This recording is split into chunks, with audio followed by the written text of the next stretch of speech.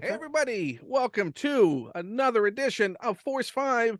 I'm KenPlume, and this is the show where I have a very special guest on, and we discuss their 5 favorite Star Wars action figures, collectibles. I don't know, it's a really loose it's a loose guideline now. I really don't pay attention to it much because it's all about the conversation. And speaking about the conversation, I have a toy connoisseur, raconteur, just a wonderful font of information and insight into the toy world, just a wonderful person in general. So amazing.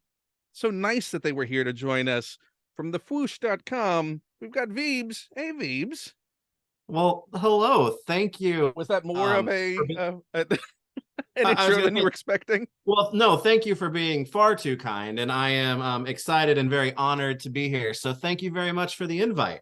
No, well, thank you for being on after the again the we mentioned it off here, the marathon session that I did with Robo.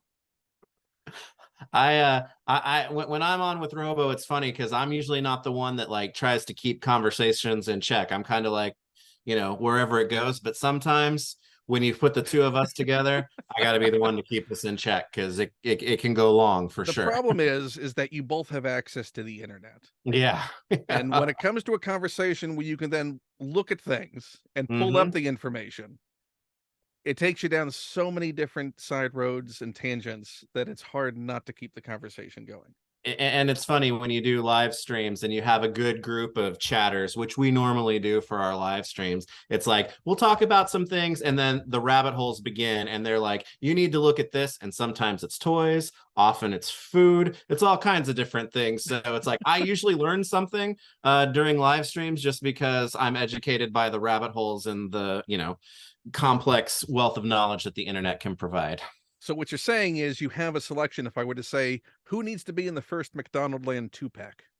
Oh, see, I should be able to just spout that off, but I'm going to start arguing with myself internally. I mean, you got to start. The mayor and Ronald, because it's got to be those guys right out of the gate. I think Mayor McCheese and Ronald McDonald. And you don't They're want to give people grimace right off the bat. You want to not hold right that off the back bat and so they hold have on to stick to around. some of the like secondary guys like Officer Big Mac and whatnot till a couple waves in. But I think if you lead with Ronald and Mayor McCheese, you are leading strong.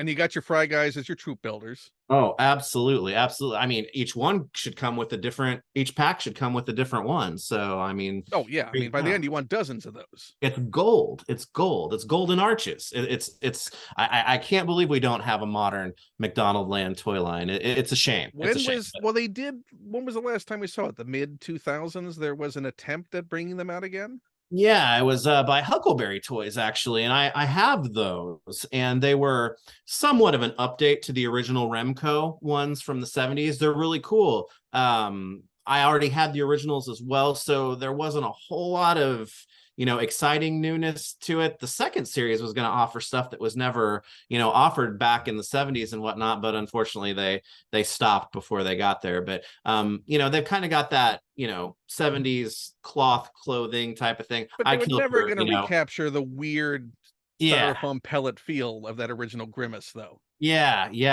exactly. But I would go for a legit action figure line at this point for sure. It is For shocking sure. how many licenses have not been gotten by toy companies, even in the golden age of the early 2000s when everything was everywhere.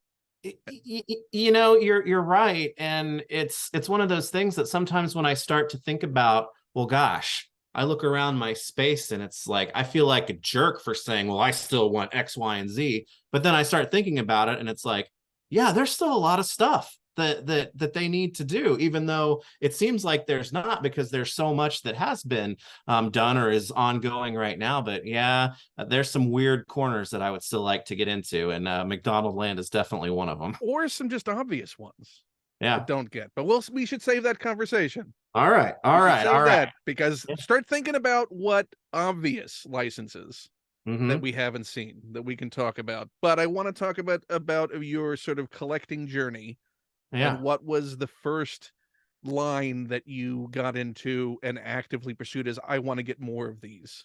Uh-huh. Well, as a kid growing up, I Masters of the Universe and Teenage Mutant Ninja Turtles were like my two big lines. Like I was into Thundercats and things like that and whatnot, and Ghostbusters, but those were the two big ones, and those have stuck with me. But when you kind of age out of it for a while, or at least I did. It's like you start kind of junior high age, and then you get into high school, and things, kind of fall away as far as that goes. And then I started to notice things when I was in college, that I was like, wow, these are really cool. And it just happened to be that the timing of it, that this Playmates World of Springfield Simpsons line was really the one that I think I was getting odds and ends here and there, and we'll get to at least one of those here in a little bit. But it was really that World of Springfield line where it was like, oh, here's Barney, and here's Barney and Chief Wiggum, I think, were the first two that I saw, and I was like, holy crap, they're making Barney and Chief Wiggum, because I had the Mattel Simpsons yeah, it's line. not just the family. Right, More than the family. Right. It was the family and Nelson. It was all that was. And it's like, I'm standing here looking at Chief Wiggum and Barney. That's really cool. And then let me go check this other store. And it just started to spiral from there. Then Spider-Man Classics, which was the precursor to Marvel Legends, really started to take off. Got into Marvel Legends big too. The Toy Biz Lord of the Rings line, because I'm a big Lord of the Rings fan. Those were all of these things that really started to hit at once, that I think were really memorable. The things that got me back into the collecting game, because it's like, it's weird to say that you were a collector as a kid, but I really was, with kind of the way that I had everything organized and took care of things, and I had to have everybody and this and that. So really the gap between Teenage Mutant Ninja Turtles and World of Springfield, it's strange. It was Playmates all along. I don't know why.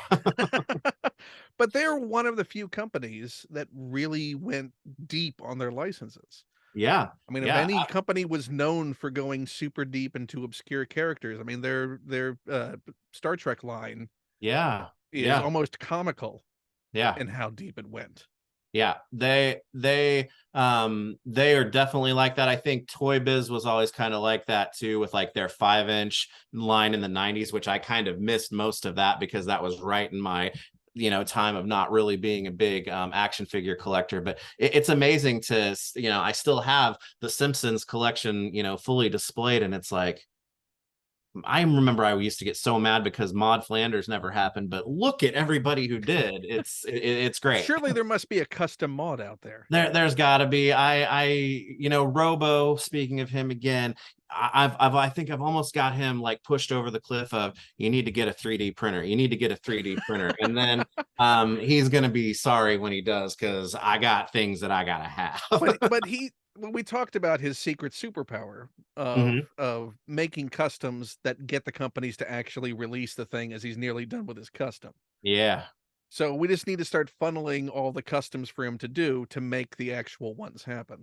That's what I tell him. I was like, we need to test that theory, because you're making stuff for yourself and then companies, but you need to make some stuff that I want, and then we'll see. Just we'll selfish. See it's selfish of him, really. And exactly. This time of year in particular, as we're recording and releasing this at the holiday season, of all times when he should spend the money and get the printer and have enough love in his heart to support all of his fellow collectors. For poor little old me. Yeah, I don't. When you've been there to support him so often in conversation, it's again just selfish that he has. Yeah. But no, so that would be your big one from World. So if you had that Maud Flanders, sitting up there on the shelf, you'd feel complete in your World of Springfield. I think so. I can go on for days about, this one frame Cantina alien character, from The Simpsons that I would still very much want. But yeah, Maud was like really the only one that I can complain about. Not. So didn't we get a Helen Lovejoy even? Yeah. They got both. They got both the Lovejoys. Although the whole thing happened when Maud was written out of the show. Wasn't it, when that all went down? So yeah, because it was all ready. I mean, they had designs for it and everything. She was going to come with the Flanders it was the living room or their rec room. I don't remember which one. She was going to come with one of the interactive environments, and then the line was kind of trickling out, and she got fired from the show, and that was like, well, that's never going to happen now. The fact that they went as deep as they did into those interactive environments as Yeah, well. I mean, you can yeah, build a wall yeah. out of those, brick I by brick. I have a nice space to display most of my collections, but I can't even get all of those out because there's so many of them. It's crazy.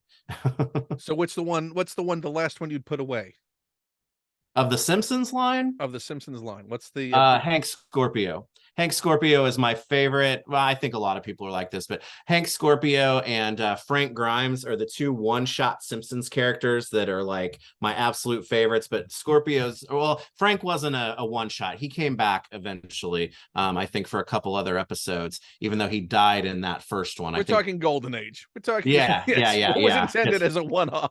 Yeah, yeah, exactly. But definitely Hank Scorpio. That episode that he was in was a perfect episode. Just the characterization, Albert Brooks's portrayal of him, everything about Hank Scorpio, I absolutely love and adore. So, So not he would be Lisa's the last teacher, one. not Hmm? Lisa's teacher, Albert Brooks. Right, right, But right. it's His, got to. his his first appearance, yeah, Mr. Boogerstrom. Did they do a Mr. Yeah. Bergstrom figure? That didn't come out in the line, did it? No, they didn't do him, but they did uh Brad Goodman, Dr. Brad Goodman, with his Feel Bad Rainbow. And that's another, I think that's a low-key underrated episode too, because Brad Goodman is hilarious as well. So yeah. There was a few years ago that I had to do some collection purging to Uh-huh. pay for a thing for some family members, and the Simpsons line was one of the things that I trimmed back on because it Yeah. was ridiculous because I had virtually everything. Hmm. So there was a handful I kept, like I kept the core family. I had to keep Lionel Hutz, Yeah, yeah. uh, All uh, of Phil Hartman's, yeah. all of the. I mean, you can't get rid of. I mean, he comes. Right. Lionel Hutz came with a smoking monkey, so Yeah. you can't He get takes rid of another him. puff. Comes with his business card. Yeah. Yeah. And the Stephen Hawking Yeah, also that's an remains. excellent one as well. Yep. And then how deep? Because they did a 12-inch line that was very, very brief. It was like Yeah, three characters, wasn't it? Just Homer, Mr. Burns, and Smithers. I think that is correct. I never got any of those because it was one of those things that it was like this is what I want. It's like I don't know why they're doing that, but yeah. So I never got any of the 12-inch ones, but I know it was just a few figures. So yeah. And we'll talk about more about the line. So that was the first one. So when then did Star Wars enter the picture? Because your generation wise, we're talking mid to late 80s is sort of like your formative period. Yeah, so I often think of myself as being born at the exact wrong time to have been a Star Wars kid, because I wasn't a Star Wars kid because A New Hope and Empire had already been released by the time I was born, and I was very young when Jedi came out. And I don't have older siblings. And somehow most of my friends didn't have older siblings either. So I know that I went to friends' houses, or I was aware of toys that were Star Wars, but I'm not afraid to admit it that my introduction to the Star Wars universe was through the Ewok movie. So I have a soft No place in shame. my There's no heart. shame. Yeah, I have a soft spot in my heart for that. But that was really, um, you know, the Star Wars that I had until I was a little bit older and I started making friends more in like junior high and high school, who were Star Wars kids growing up, and they had older siblings. So it was crazy. So Power of the Force was kind of happening in high school.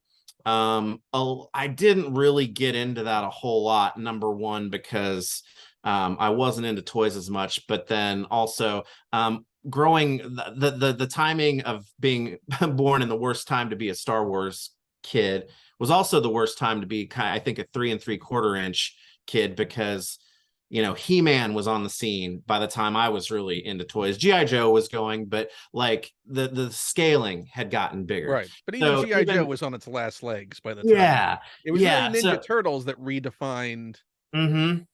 for that Yeah. period. So even with the Star Wars, stuff that was out when I was, later in or in early high school, even as I got into college, I was aware of that. And we'll get into a little bit of that, I think, but I didn't really become a Star Wars collector until the Black Series. So it was, by the time I really became a collector, and it's like, oh, Marvel Legends.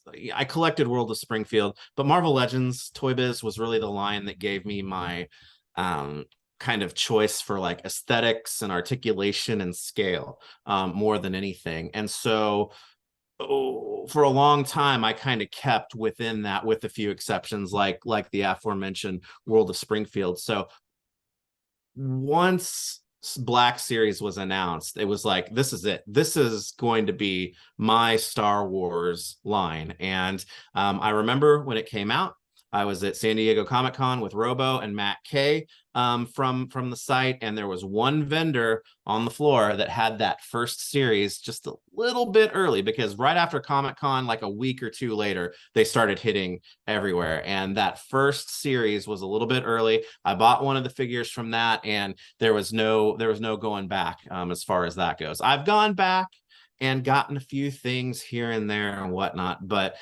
because of the timing, of when I was, growing up, and my kind of aesthetic choice as I became a collector as more of an adult, Black Series was really where I got my start with serious Star Wars action figure collecting. So if it doesn't spoil anything coming up, what was that Mhm. one that you bought at San Diego? I'm afraid it would spoil something coming up if I were then we'll hold off on it. Yeah. So did Robo and Matt also buy at the same time? Were they equally like, were you fighting over the same one?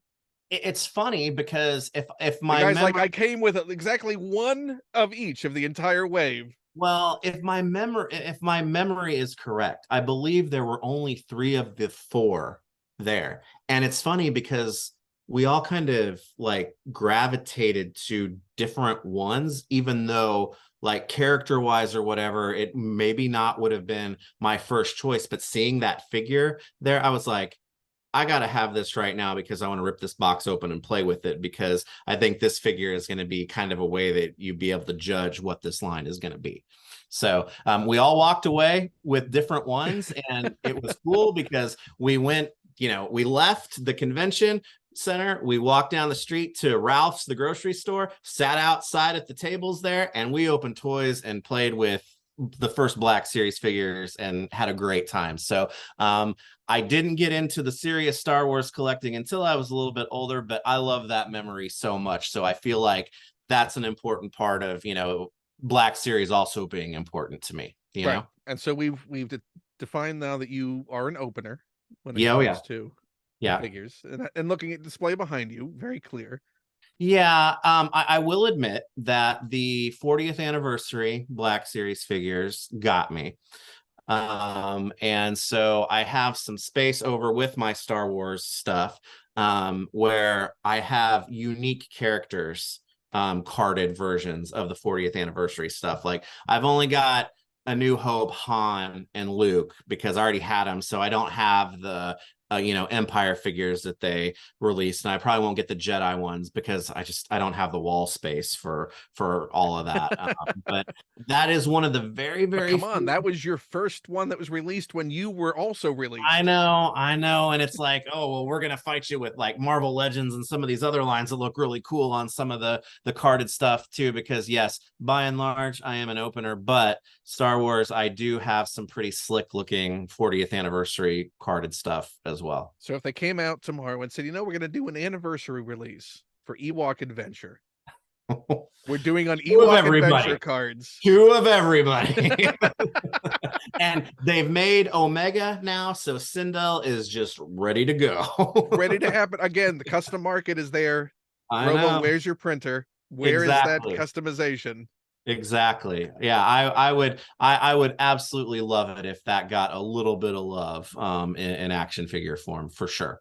And for a long time it was like you're going to go have a conversation with some Star Wars people and you're going to tell them that your introduction to Star Wars was the Ewok movie, but I have found that I'm not alone in that. And But and, it's a and so sliding it's great. scale. I mean, there are people that judge if you walk up and go, "My introduction was Return of the Jedi." Yeah, It's that's true. there's always going to be judgment Yeah. when the Star Wars world when it comes to when your introduction was. And But I'm Ewok movie proud as far as that goes. how would you like? What would you like on that card back? What do you? Oh man, the it doesn't fit with it, but it's like I don't even know if it was the poster or just like because we eventually got the VHS, tapes of it because we my brother and I loved it so much. And like, the kind of collage on that was really, my thing. So probably something that would resemble that. I mean, I know most of the vintage card backs have, actual like movie stills and whatnot of the characters, and that would be fine too. But I think, kind of You're going, fine with the Drew Struzan yeah, imagery? exactly. Exactly. Because you can't beat him. So No. And now we have a Wicket coming to the yeah. Black Series. So I I am very pro Ewok in the Black Series line, and it's not just a nostalgia thing in there. It may sound weird for me to say this, but I think the Ewoks that they've done in Black Series so far are some of the best figures in that line. So I'm going to be honest about that. So I'll take and yet every only one of them was easy to find, easy-ish to find. Yep, that's true. That's true. It's like there you guys should be doing an Ewok in every wave as far as I'm concerned. It should be the build a figure, right? Is that There it's you just a go. build an Ewok? And It's not a lot of plastic. It's mostly reusable. So let's do also, it. can we start the petition now? One of the holiday figures next year should be a repaint on an Ewok. That would be amazing. Like do it like they did Chewbacca style. Because that Chewbacca, well, Wookiee, the Bumble Wookiee and the gingerbread clone were the only two that I got from this year. I got all of The 2 years Bumble ago. Wookiee was hard to pass up. Yeah, it's perfect because I love Rankin Bass a lot too. So it was like these are two great tastes that taste great together for me. So there was no passing that up. Speaking of another toy line in the early 2000s that somehow existed and now seems like a fever dream. I, you know what? It's an amazing line. I mean, I mean, that the workshop playset, the oh, so many characters that it's like, man, that nerdy elf was in like one scene and you guys did it, and that's amazing. That's amazing. I used to only pull that collection out during the holidays, but when I moved into the house where I'm at now, I had the space for it, so it's up and out because I love and it. I mean they're screen accurate. I mean Yeah. you can pose that and it looks straight off the screen. Yep. Yep. It's great. And my kids enjoy it. And so they'll pull some of that stuff down and play with it sometimes. So yeah, it's a But you fun can't one. talk about it with Robo though, right? Because doesn't because that original Robo. Rudolph had flocking. Yeah, well, that's true. There is one that has flocking on it. That's true. And I don't know, does Robo know Rudolph? I don't know. Sometimes it's like I mean, if some anything should have been asked in your holiday stream. yeah, that's true. I'm gonna have to follow up on that because sometimes it's like I'm surprised with the Robo don't know stuff. I think So a lot of it now becomes defining to where he holds on to don't know. it's just easier to like not go down a rabbit hole or Yeah, something. it's now Robo refuses to know. It's not don't know, it's absolutely refuses because it's character defining. Yeah, absolutely. Slowly but surely, that'll all be knocked out. That's gonna be his New Year's resolution. Is now, Yeah. you know what? Next year should be the year of Robo does know. Oh man, we could do a whole series of streams with him getting an education on things that Call shock. up Dan Larson Yeah. and we'll do a specific series of Dan schooling Robo on the things he don't know. I think there's some potential there. That's for I sure. think that's an incredible crossover to just do a periodic.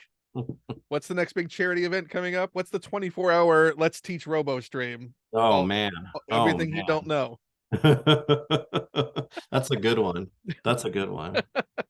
So Oh, I think we should get to your number 5 choice, get into your list. okay. Was it hard to find out what that 5 to 6 cutoff was? Yes, it was. And when I do things like this, be it, best of a year or whatever, I go with just what brings me the most joy, or I don't have a set criteria that is, applied to every single selection.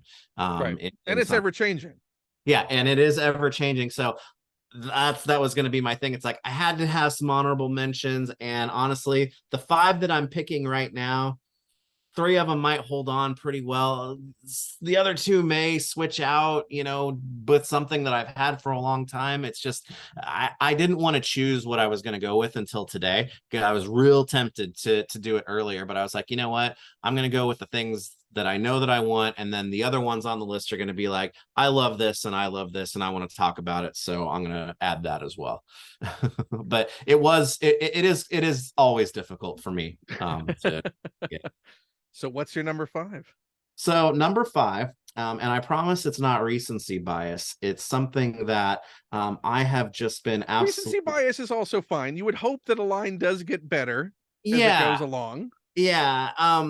It is a Darth Vader, but it is a Darth Vader that the design of this Darth Vader means a lot to a lot of people, and I think we've all kind of been just kind of fascinated by it for a long time. And it is actually the Ralph McQuarrie concept 2-pack Darth Vader, because he's so different than all of the other Darth Vaders that I have, and that mask is just something that gets me every time. There's just something about this that the moment that I opened it, I was like, I absolutely love this figure. So this is my number 5 And it's selection. not a thing that we have gotten a lot of in Black Series, just by Mm-hmm. nature of larger figures, smaller line, more Yeah. recent line than the 3 3/4, which obviously had that McCory Mhm. figure design 10 years ago, 15 years ago now, Yeah. in It's the 30th anniversary collection. it's I love when I love Black Series, and it frustrates the heck out of me at the same time. For different reasons and whatnot. And I get it. It's a larger, more complex, more parts line than a lot of lines that are out there. And usually lines like that rely a lot on having multiple characters that can reuse a lot of parts. Star Wars doesn't have a ton of that, like Marvel or something like that. So I understand having to do repaint versions and things like that, and re-releases, in order to balance those types of things.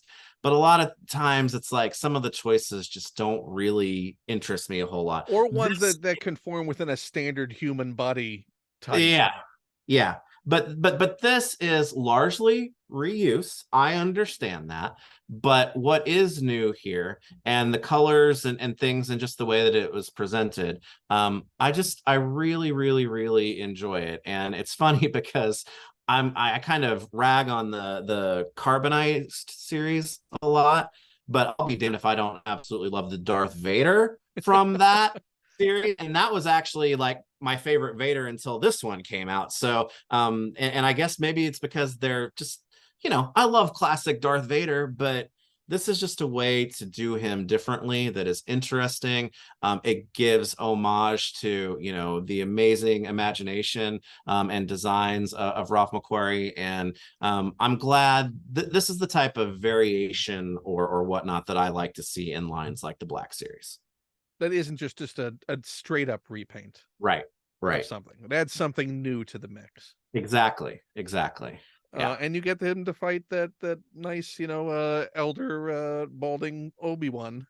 Well, and honestly, that was my original draw to the set, because Obi-Wan Kenobi is my favorite Star Wars character. And so I get pretty much anything, especially Black Series, that is Obi-Wan. So I was like, well, I gotta have that, for the Obi-Wan. And then I started looking at the Vader, and I was like, well, I like this just as much, if not more. So Well, now yeah. you can get, I think, 3 different versions of that. So you can get the Black Series, you can get the 3 3/4, and also the Yep. jumbo fig Oh that yeah, Gentle that's Giant just put out of the yeah. concept Vader. Wow. Yeah, I only have two of the Gentle Giant jumbo figures, but I really do like those a lot. So if they do the concept Obi-Wan in the jumbo form, Yeah, you're that getting that. that might be a thing. I don't know if that's a They've done now the Luke, the Vader, and the Boba Fett. So yeah, that's true. That's true. Yeah, I would be all over it. And in a moment of, oh, it's been a week and I haven't gotten anything new, I could see myself, falling for that Vader too. So sometimes I gotta keep focused. oh, end of year sales, you're gonna get it. Just Yeah. admit at this point, admit to yourself. We Usually talk when I about these last couple of weeks being sort of coasting towards the end of the year. There is that time also when the shipments sort of dry up. You're just sitting around a lot more often. You're looking at the internet and you're thinking, I kind of would like to give a gift to myself.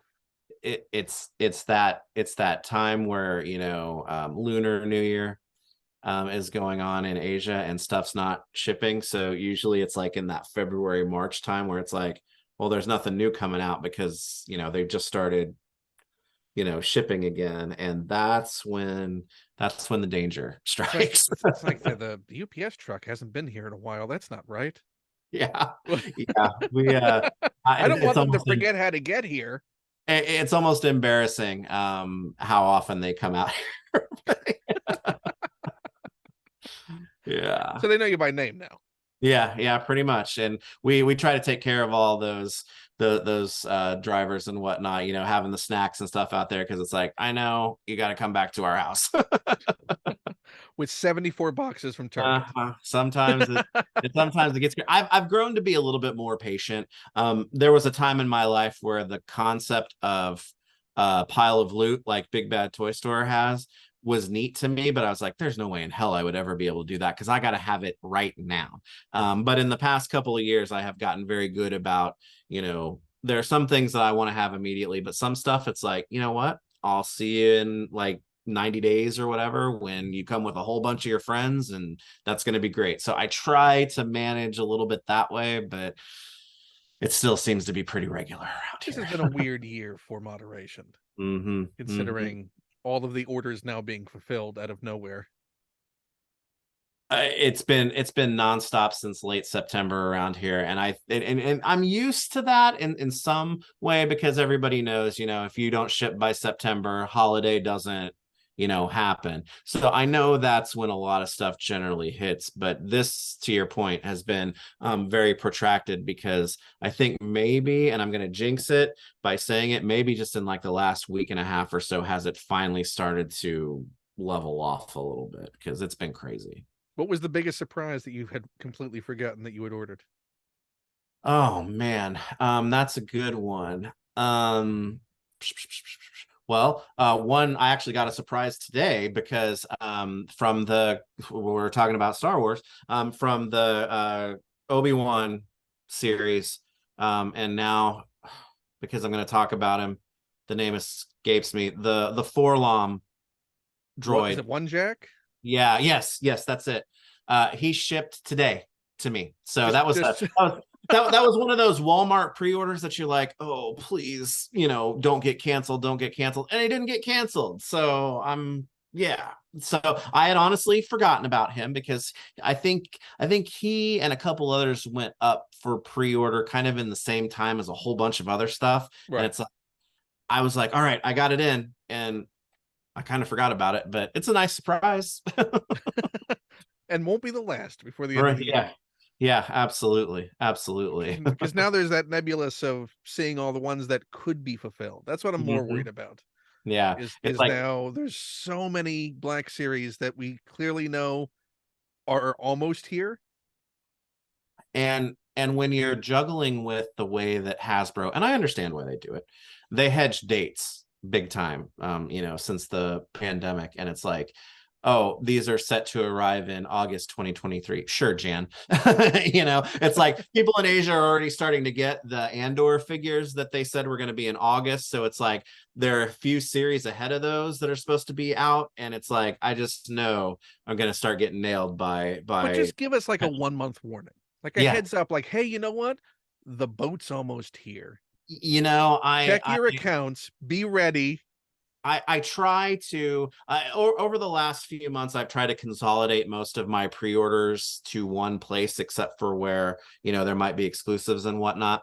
And I already talked about them once, but Big Bad Toy Store is usually good about sending you an email before stuff gets there. They're like, hey, this is going to hit soon. But sometimes it's like 2 weeks. Sometimes it's a matter of hours before you get it. So it's like, it's still the best we can do, though, because, yeah, Hasbro's just going to be like, I don't care. It's coming. Here it comes.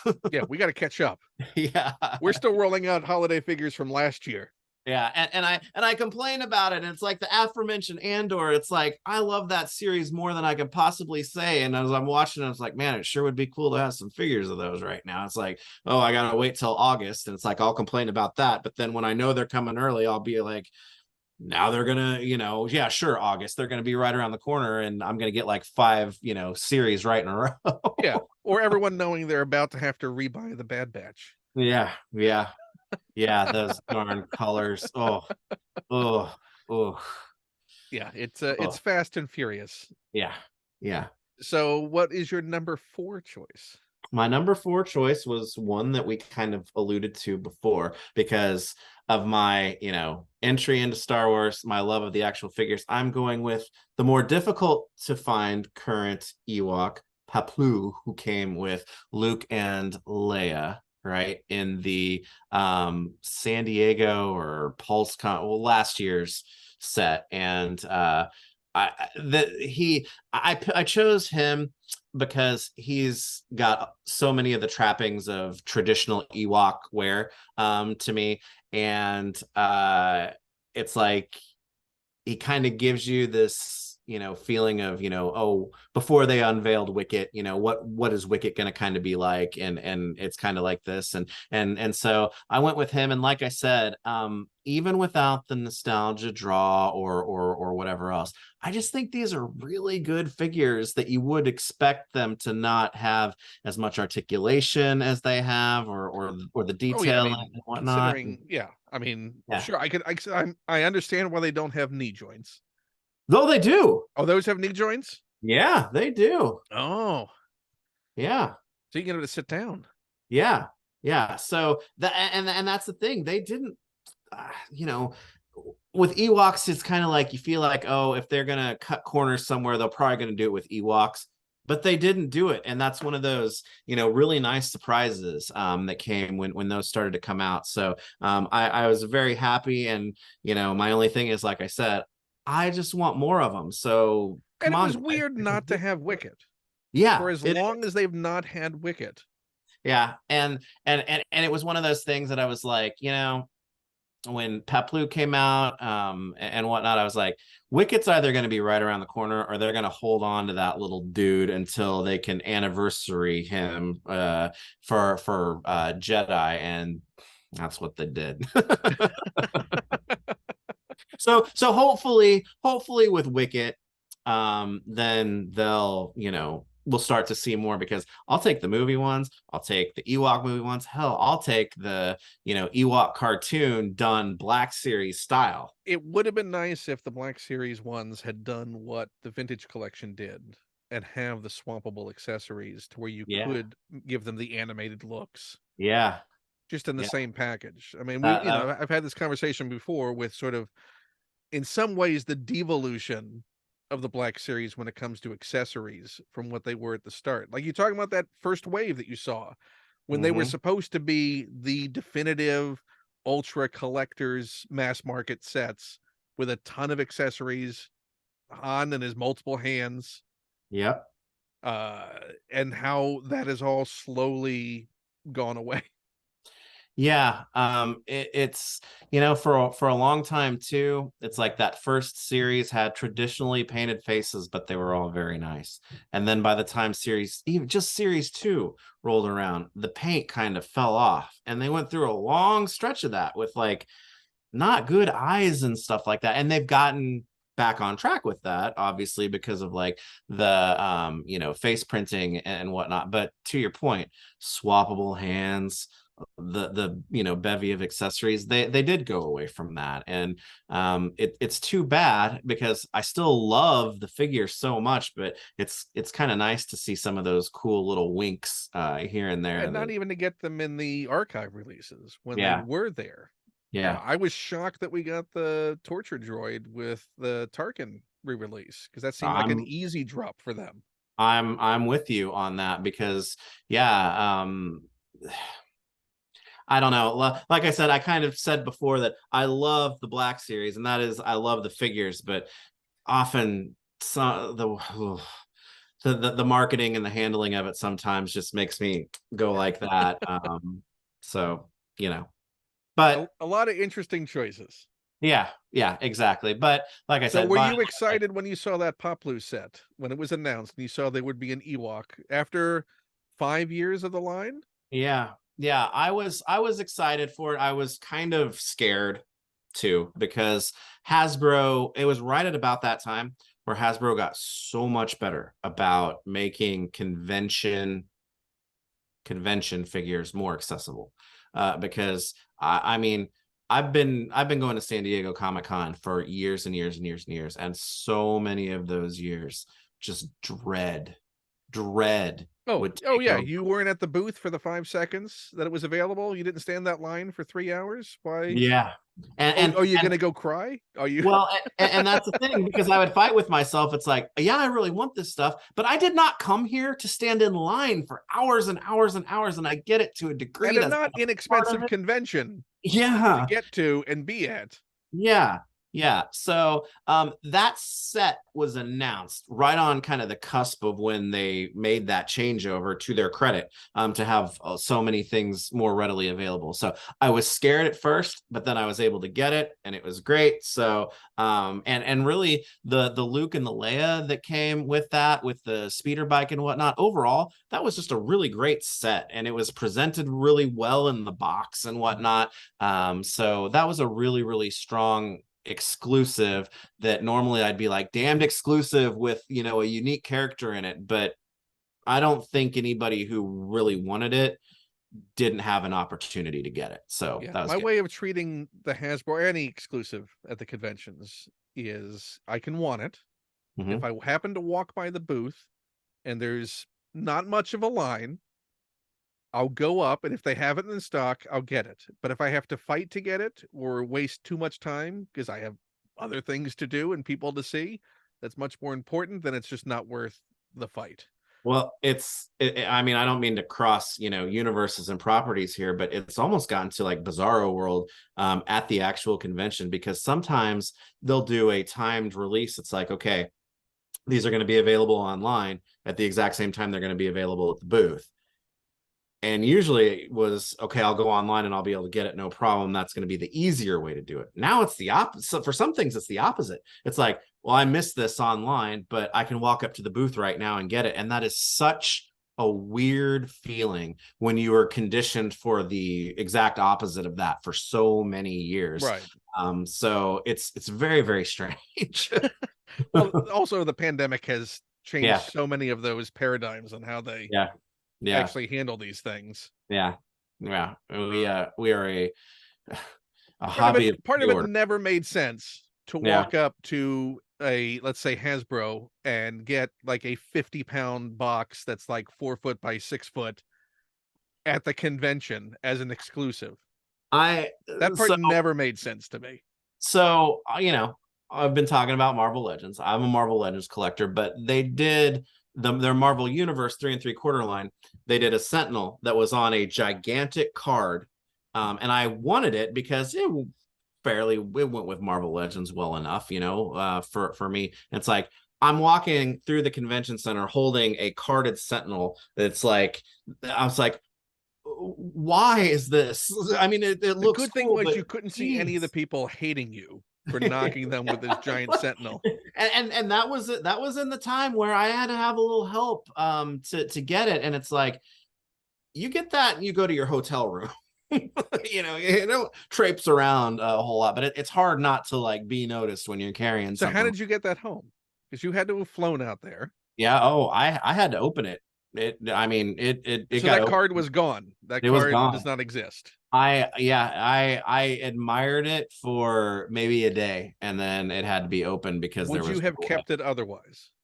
I probably would have kept it for a little while, but to the larger point, it was cool, but it was so large and ridiculous. It's like, I mean, you could literally display like 50 figures in the footprint that this, or the, not just the footprint, the overall space. That it's like, I can't do this. I'm not a carded collector by and large anyway. So, but I understand. It's their time to present things in amazing ways and let the packaging team really go crazy and outside of the literal box that they normally have to work in. So I get it. And it's fun, but it's just like so much of that cool stuff doesn't make it past the hotel because Oh, I no, I just mean, can't, I but it can't is do a it. joy to see so many folks Sherpa like just carrying these massive bits of packaging from these exclusives that they picked up. It's crazy. It's crazy. And It's the it's only a, time you see novelty plastic bags for well, purchases. yeah, and it's an industry, I mean, it's an industry in and of itself. I mean, you can see it happening on the convention floor. It's like, some people make a good part of their year or definitely their trip just by, making that their business when they go in there and get a hold of stuff like that. And it's like, it's funny because I have picked up stuff for friends in the past, but I have never once ever. And there are times that I wish I would have. I've never flipped a convention exclusive in my life. And it seems weird after years of doing it, but I've only ever gotten what I've wanted. And most of that stuff I still have. So, Yeah, if you're gonna fight through that line, through that wait to get something, it pretty much better be for you, yeah. unless it's Yeah. someone you deeply care about. Right. Right. It's like, because that's the thing. It's like San Diego is its own thing. And when people who have never been, and I don't mean this as a slight to them, because it's just it hasn't been something you've experienced. It's like, oh, if you're going to San Diego, can you pick this up for me? That's like, likely not, because that's not how this works. Oh, it's available Friday. You can just swing by the booth. Yeah, because it only breaks at every aisle all the way down the other end to the other end of the Yeah, convention yeah. center. And then you have to mine that item for the Hmm. rest of the day and trip and return. Yeah, yeah, it's crazy. It's crazy. But you missed it. You missed it Yeah, though. yeah, I did. I But did. it It is was nicer really having fun. QR codes, right? Just going, yeah, It okay. it was. Sometimes it's like, because what I think was it, Dr. Mindbender was really the one that it's like he just shipped to me like within the last couple of weeks, and I was like, he was the San Diego figure, and it's like, okay, I got him because of the QR code and whatnot. But being at the show, it's kind of like I kind of want to have it That right now. tactile, this is a Yeah, thing. This yeah, represents the show. yeah, exactly. So it's again adapting to the new world. But now you got to have the UPS driver bring it up to the Yeah, house, and yeah, you get all to the way up to contemplate my whether you wife. want to save that packaging or not. Yeah, yep, yep. And I guess it gives me an opportunity now to, I'm I've talked about being patient. It's like when I get like a box, multiple things or whatnot, it's like I don't open everything all at once, because the pandemic has taught me, and moving a couple of times has taught me, that I need to make sure that I take time to enjoy what the collection is, not just what is coming next. So that's really important to me. So I try to pace myself even. Sometimes there are things that I can't wait to rip this open, and I'm going to do it right now. But sometimes stuff sits in the box for a few weeks, and it's not because I'm not excited about it. It's just I need to have some time to give these individual pieces kind of the attention and love that a new thing that you bring into your collection should probably have, and then integrate it into the larger space in a way that Right. it's, Not just have a oh, pile start. exactly. Because it used to just be tear it all open and I'm putting a whole series on the shelf, and it's like sometimes you even forget that you got it, because it's like it wasn't your favorite figure in the series. It's like, when the hell did that come out? Oh yeah. You need to That's appreciate. always fun when you go to a show and pick something up and went, oh, I'm glad I got. Oh, Yeah. Yeah, exactly. Exactly. So I definitely make it a point to appreciate what the collection as it is, not just like the next thing. Because I get it. then what's next? We've all got that. We've all got it. It's part of it, but I think it's very important to balance those two things. But just as a hypothetical, Mhm. if something so wondrous and massive as, let's say, a Galactus came, would you let that sit for, let's say, a month or so unopened? I tend to move a little bit quicker than some people. My Galactus was one. Sometimes it's a product of, do I need to take pictures of this in the package for the website or take video of it first? But Galactus was one where he was already covered off at the site, so I didn't have any obligation to that. So the day that he arrived, I was busy, so I didn't get to get into it at all. But the next day, I went for it. So because it was one of those things where he arrived an hour after the Marvel Legends retro carded Firelord arrived. Firelord got to my house. And then an hour later, Galactus got there. So I was afraid to tempt fate. So you opening literally that. had a herald of a Galactus Exactly. signal his arrival. Exactly. It's like, I'm going to take pictures of this and I'm going to, talk about it because it's kind of funny, but I'm going to give it 24 hours before I do that because I don't want to doom this whole planet into oblivion at this point. Yeah, you don't want to be the one who has to call and go, it says it was supposed to be delivered Right today. here, guys. My bad. Oh, you're the guy who doesn't get one. Sorry. There's one in every HasLab. Yeah, exactly. We can send you another Star-Lord. Do you want or another Firelord? Do you want that? Do you want and we'll send you a Star-Lord. We got a ton of Star-Lords from that last wave. Do you want one of those too? That's true. Yeah, my Galactus signal, you can see him behind. There he is. Yep, there. Yep. I will admit that he has not been integrated into the Marvel It's Legends hard. yet. Yeah, I have to do some shelf changing, like literally take the shelves off the wall and like cut them and things like that in order to get him to fit. But it was one of those things that it's like the Marvel Legends display has really needed a refresh in terms of organization for a long time. So I've been waiting on him to get here before I do that. And now with, end of the year time off and whatnot, I'm making it one of my projects for the last week of the year to get the shelves done accordingly, get him up there, then pull everything down and make it nicer. So can you imagine I'm trying to think how big that it was smaller than that, how big the diamond was that came out a few years ago, if you Stay Puffed in that scale. Because the diamond one, the diamond did two of them. Which the one? bank? Yes, the one they did after the bank. Oh, that is like twice as tall as that. Yeah. The one that's like a small child, much the way the Galactus is. That's one of those things that I appreciate that, but it's kind of like we call it, I own 2 Hot Toys figures and that's it, because that's something that I don't collect that scale. And that's crazy. It's like every time I go to San Diego with Matt and Robo, we go to the Hot Toys Museum, we call it, because it's like all of those figures are out and they're beautiful and they're displayed and it's like, oh, these are freaking awesome. And I get my fill of that at San Diego, and then it's like, all right, I'm good till next year before, to be fair, most of the people that are looking at those who are getting them won't see them in their possession for another 2 or 3 years. Touche. So it's also the museum for a lot of pre-orders. Yeah. Well, and that was the thing. The one of the 2 that I actually have almost made my list today. But since it's kind of more of like a one-off type of thing, and it's kind of easy to say, oh, well, Hot Toys is the not, well, of course it is. So but I do love the episode 3 Obi-Wan Kenobi that I do have for sure. That's the one that came with the table and the Yep, I got the deluxe hologram one with baby Luke. Yep. Yeah. You just buying with the baby Luke, or is the baby Luke just hanging out in the box?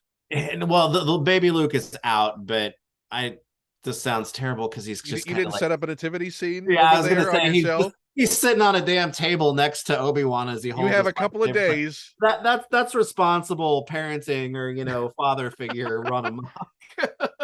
That's my challenge to you in the next few days. Determine using baby Luke who would be amongst all the lines you have the nativity scene.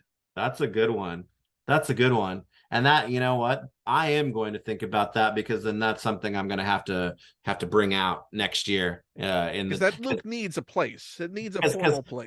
my wife is very understanding. We moved into our house and the basement was not finished. We finished it specifically, for my collection space, and we've got a little theater area over there too. But it's like, so I can get everything out, so everything stays here, and stuff doesn't really make it up to the main floor of the house. But during Christmas time, a few things sneak in there, and so So that that's would when baby Luke and the full yeah, that'd be the collection perfect nativity. thing. Yeah.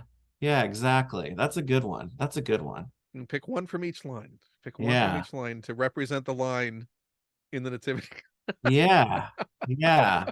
Yeah. I can almost see like Donatello's bow staff being, replaced with a shepherd's crooks, it's Gandalf like, has got to be one of the wise men, yeah. right? Oh, yeah. He's definitely a wise man for sure. Which Gandalf would you pick though? The recent diamond one? Um, Man, I want to love that line so much more than I do. I have that, and I do like that one. Robo had to repaint the eyes on that. I would probably go with the Toy Biz superposable Gandalf one that they did, because I still have all of those up as well. That would probably be my default choice, but at the same time, with the repainted eyes on the diamond one, that one kind of fits in more with my collection as a whole. So I even have trouble picking which version of the character is going to go in there. This is going to be an incredible nativity. I look forward to the photo. It's going to take me. It's going to take me all year just to get it figured out before next year. So I need to start now. But then you'll get figures that you'll want to swap out Yeah, that'll come the next year. that's another problem. Oh. So we're now to the middle Yep. of your choices. Yep. So what is the one that falls squarely in the middle? Falls squarely in the middle is another one that I alluded to earlier. It is the very first Star Wars Black Series figure that I ever purchased from the first series, the Sand Trooper. And it's because it's the first one that I ever owned. I remember being so impressed by it at the time. And I mean, it's got its datings to it and whatnot now, but it's like when I saw them, I was like, a Star Wars line is going to be judged on how well they can execute a stormtrooper. And yes, the stormtrooper itself didn't come until like the third series or whatever, but it's like it's pretty damn close. So this was the one that I had to have. I couldn't put this guy down for probably 3 or 4 weeks after getting him, just taking him outside, posing him in all kinds of different ways. The attendant was like, "Sir, you got to put your seatbelt on. We were about to kick off." Yeah, and it's one of those things that if it's quaintness or nostalgia, that's cute or whatever, because this is the first one that I got, and you pick it for a list like this. But I still really do like the Sand Troopers more than so many of the other troopers that have been done, because of the weathering, because the paint was good then and whatnot. So yeah, he's definitely he's one of those guys that's a top 5 figure that would probably not fall off of the list ever, just by how I'm feeling on a given day, because he was my first step into a larger world as far as full-blown Star Wars action figure collecting goes. So how prominently is that displayed on your shelves? He's right up front, next to I've got a few of them at this point. But he's the one kind of standing up at the front with in front of the dewback with a trooper sitting on that, and some Jawas around him and stuff too, kind of in like the end of the A New Hope shelf. But he's right down in front. Because I army build to some extent with Black Series, so it's easy for those types of things to get lost in the sea of things that are just like them.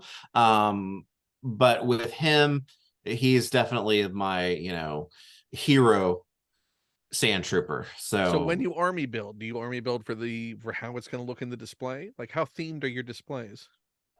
I've gotten to a point that Star Wars needs a refresh as far as like the way it's displayed too. But I've got a shelf for most of the individual movies and whatnot. I started really running into problems with all of the Disney Plus shows, as far as space goes. So I'm gonna have to like reorganize that a little bit. So, I mean, the but Black Series essentially became a Mandalorian line for me. well, that's true. It's like, oh, I had like, about this much Mandalorian space at first. It's like, yeah, no, because it was at the end of the Jedi shelf. And it's like, no, that's not gonna work anymore. So yeah, but New Hope and Empire shelf, those are really well filled out. So it's like I can keep pretty much everything from those movies in on one shelf each. And so the troopers kind of occupy the left hand side of that display.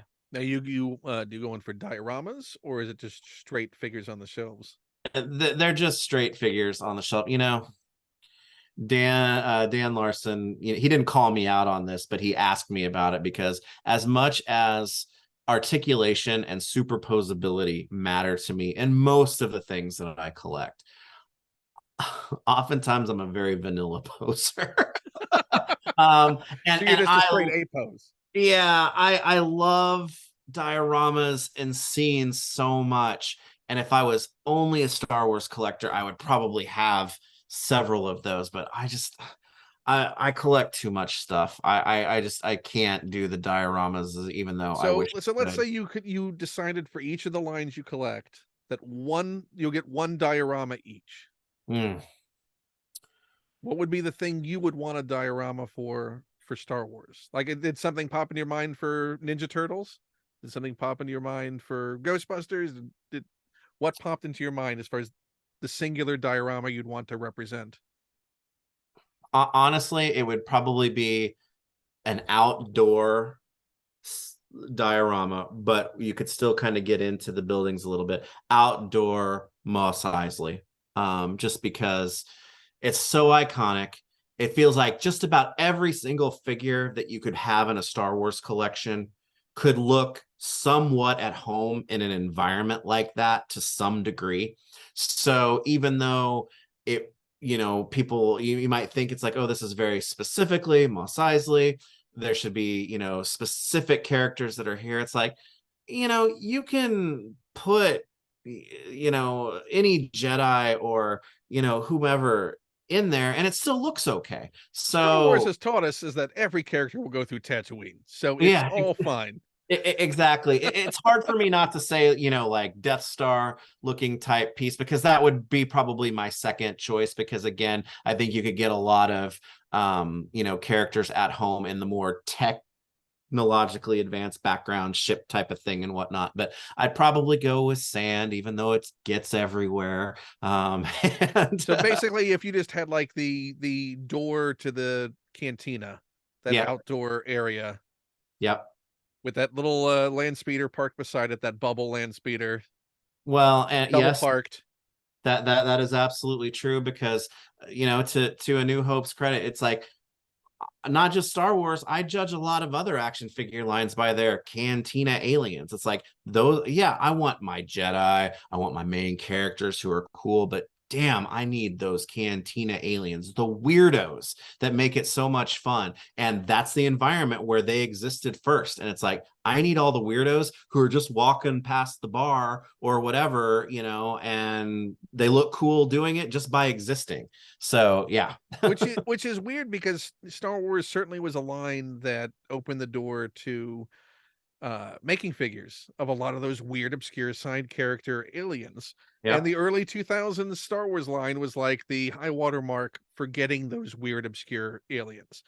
The Black Series, unfortunately, is has I mean, you could almost count on your hand how many true alien shapes have been in the. I mean, you're not going to get like a Dexter Jetster in the Yeah. Black Series. I can talk academically about a lot of things that I would change with the management of the line, because at the end of the day, I have these nitpicks because the end product is often so great and I love it so much. But all things being, equal. If I could change one thing about the Black Series, it would be like we would get more alien weirdos, at least one or two in every single series. Find a way to balance it out. It's like I get it in my head. The Follow business Marvel of it makes Legends. I mean, sense. that's why stuff Yeah, like Build-A-Figure yeah, exists. yeah. Yeah. So that would be the number one thing that I would change. And it's like we slowly get some, but the fact that we don't have, I'll call them, Hammerhead or whatever, it's like that hurts because it's like these are the things that even though I didn't see that movie until I was a little bit older, those are the things that burn into your brain as some of the first things as far as Star Wars goes. And it's like, let me give you money for that. Yeah, find a way. Shouldn't this be why something like Pulse exists? Yeah. Yeah. Yeah. To gauge the interest, get the pre-orders that justify the existence of the thing, and Yeah. make the thing.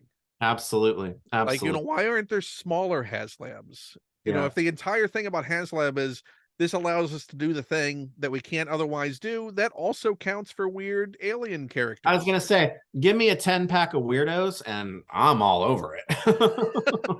The Hasbro Pulse 10-pack of weirdos.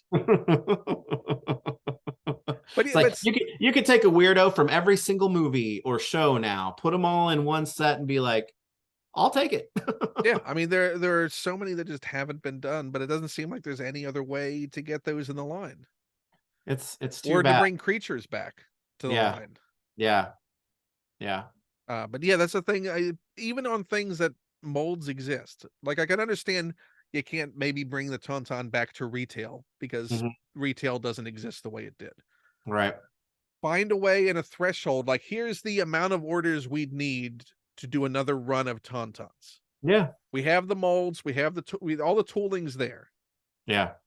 But everyone who missed out on this creature, here's how you get a Wampa. Well, and even to that extent, I realize that the scale that I primarily collect comes with give and take. And generally the give starts with vehicles and stuff like that. So I get You wouldn't want that. to see a Black Series X-Wing? Where would you put that?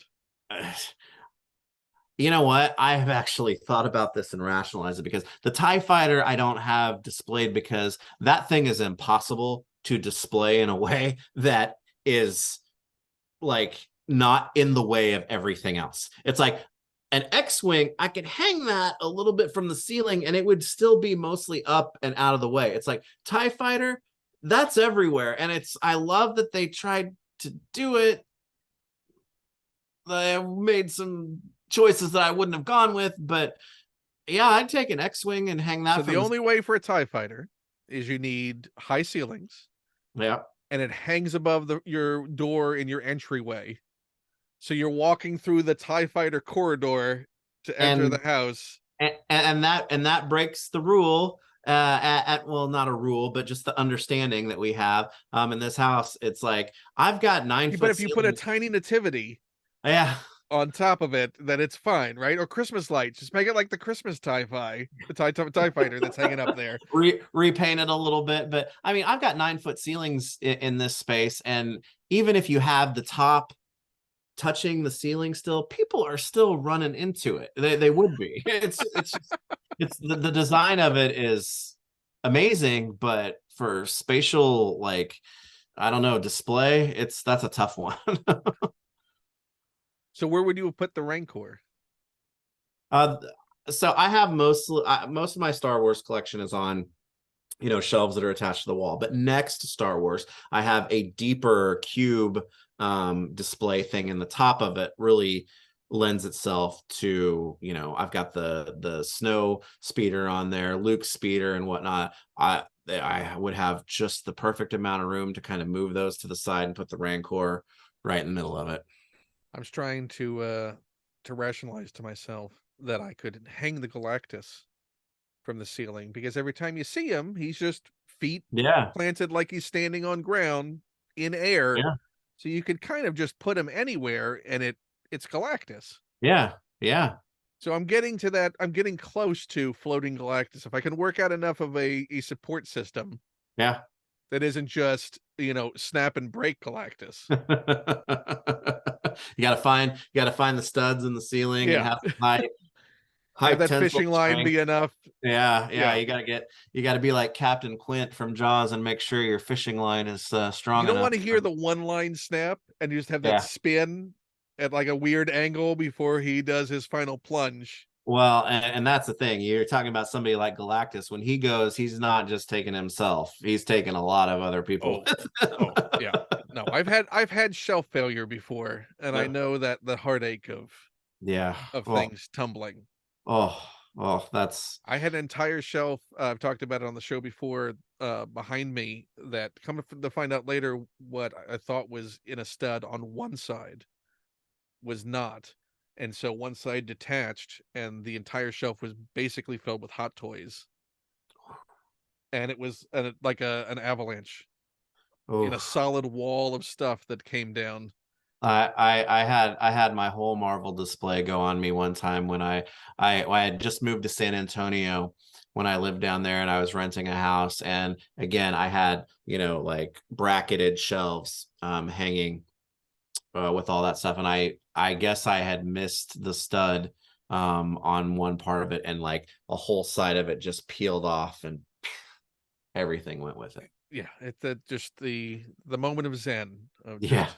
And honestly, I had a dedicated room to my collection then. I literally shut the door and I did not go in there for 2 weeks because I could not mentally do it. No, no, I was on a phone call where I'm Oh, talking to you right now as it happened, oh, and I could hear the sort of that crack, pop, shift out, the sound of a few dozen figures, a replica of the Indiana Jones fertility idol, oh, all of that just coming down in a single wave, enough to where it blocked everything coming down. There was enough up there that it was a wave from shelf to ground. oh man. Well, that makes for a memorable conversation, I guess. It does. The person on the other side was like, "What was that? Oh, you heard that? Oh, I've yeah, I've had to do some quick because admittedly my office is down here as well, and I haven't had a shelf come off, but I have had a group of figures go in the middle of a meeting, and it's like can't get to that mute button fast enough. yeah." When you're otherwise occupied and all you can do is go, "Well, this happened, and there's nothing I can do about it just now." Yeah.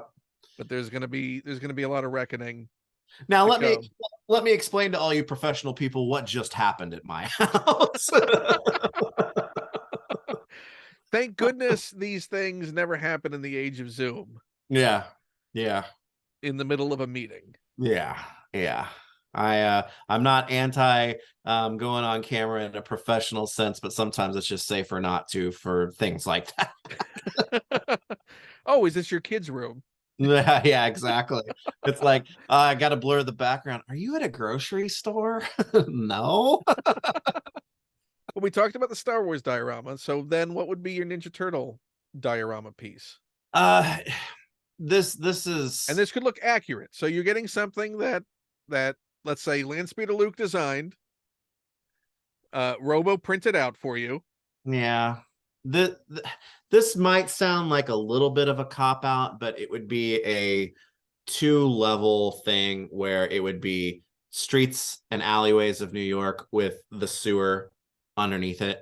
And not just like the layer, like some parts where they can actually like, you know, because if I was going to go to Ninja Turtles, it would be very representative, I think, of the first season of the 87 cartoon, because that was my introduction into Ninja Turtles, and that first season, which is only 5 episodes, is so iconic and so much better than the rest of the run of the cartoon. But it's like stylistically it was like I'd probably grunge it up a little bit more, so I could get some of like my Mirage stuff in there and whatnot. But it's like Ninja Turtles, it's hard for me not to go with like New York streets and alleys because then not only can the Ninja Turtles play in there, but like Daredevil, can come and play in Spider-Man as well. So that seems a little generic, but because it's like, oh, I could have a floor of the Technodrome that would just be freaking amazing and everybody would know where it is, and that would be my second choice. But just for cool, like action posing and being a space where everybody can go and fight,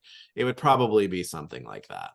So you want an entire wall of a New York street. Yep, and it have a little bit of depth to it, as well. But yeah, And tall enough to incorporate rooftops. Right, exactly. Because rooftops are always it's funny because it's like streets are cool, but rooftops and the sewers are what's really cool. You got Batman in there. You can bring yeah. So gargoyles.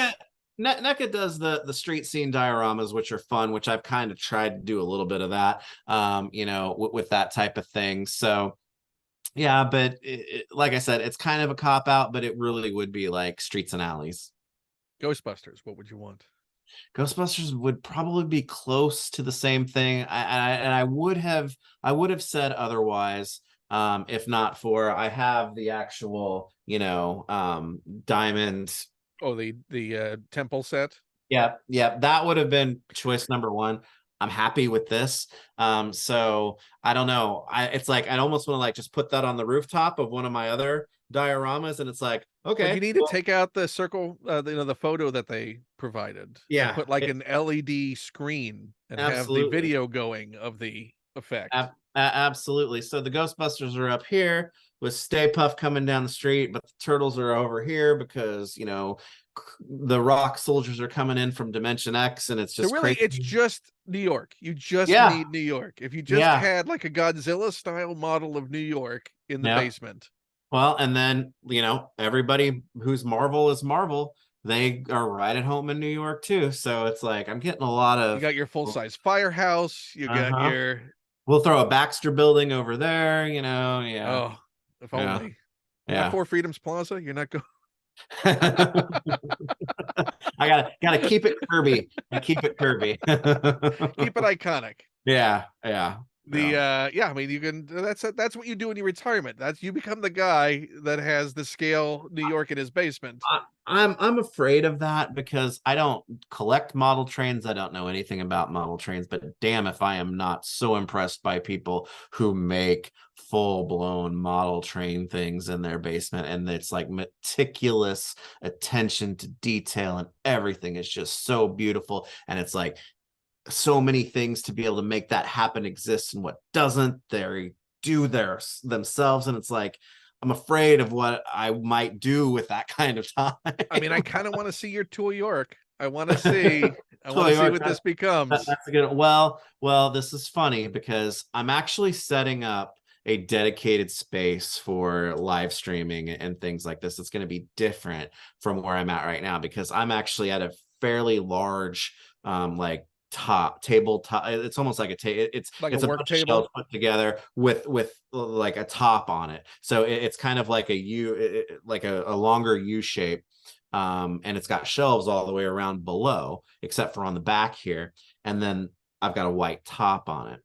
I'm moving out of this space because I want to have a more, regular and controlled background for streaming, but also I'm finally giving in to Robo and what he has said I've been needing to do for a long time. And the Mattel Masters of the Universe Eternia Mattel Creations, I backed that. And I have a vintage Eternia. And that's displayed with all my other stuff. I am actually going to start a diorama on this space with that as kind of the focal centerpiece. The centerpiece, and do Masters of the Universe Origins in a way that I don't have anything else displayed in this collection space. So I'm going to be moving to that. So I'm going to see how that goes. And you don't want to just combine them all, make it like Battle World, just have all of the. That's what serious Eternia next to the firehouse, next to the Technodrome, next to. I'm so scared. It's a slippery slope. but Exactly. you're warming to it. Exactly. I've kept the lid on that for so long, but it finally got to the point of the Masters of the Universe space. It's like it's harder to modify that from what it is right now to accommodate another Eternia, that this is the easier option, so I'm just gonna go for Did it. you ever think that you would get to the point in your life where you're going, where am I going to put a second Eternia? It's weird. It's weird because, having a vintage Eternia, that's one of those, like, I don't know, crown jewels of a collection. I mean, it is for me anyway.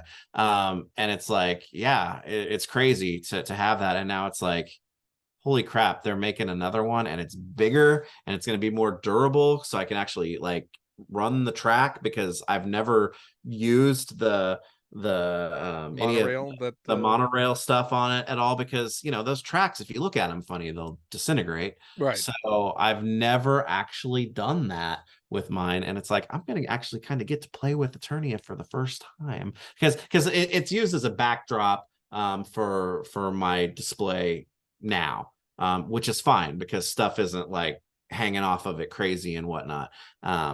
But with this one, I kind of just want to take advantage of it being a functional, fun play set and in a spot where it's easily accessible to do so. I mean, just replace the Christmas tree with it. You Yeah. got like your train going around it. Yeah, exactly.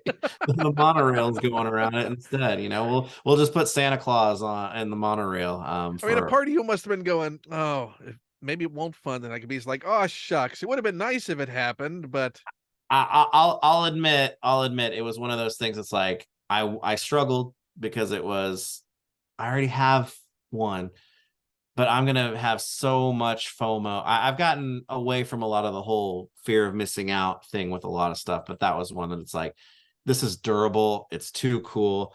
I Yeah. are you the only one at Fwoosh who got one? Yeah. Yeah. Because I mean, Robo's definitely, primarily Star Wars guy.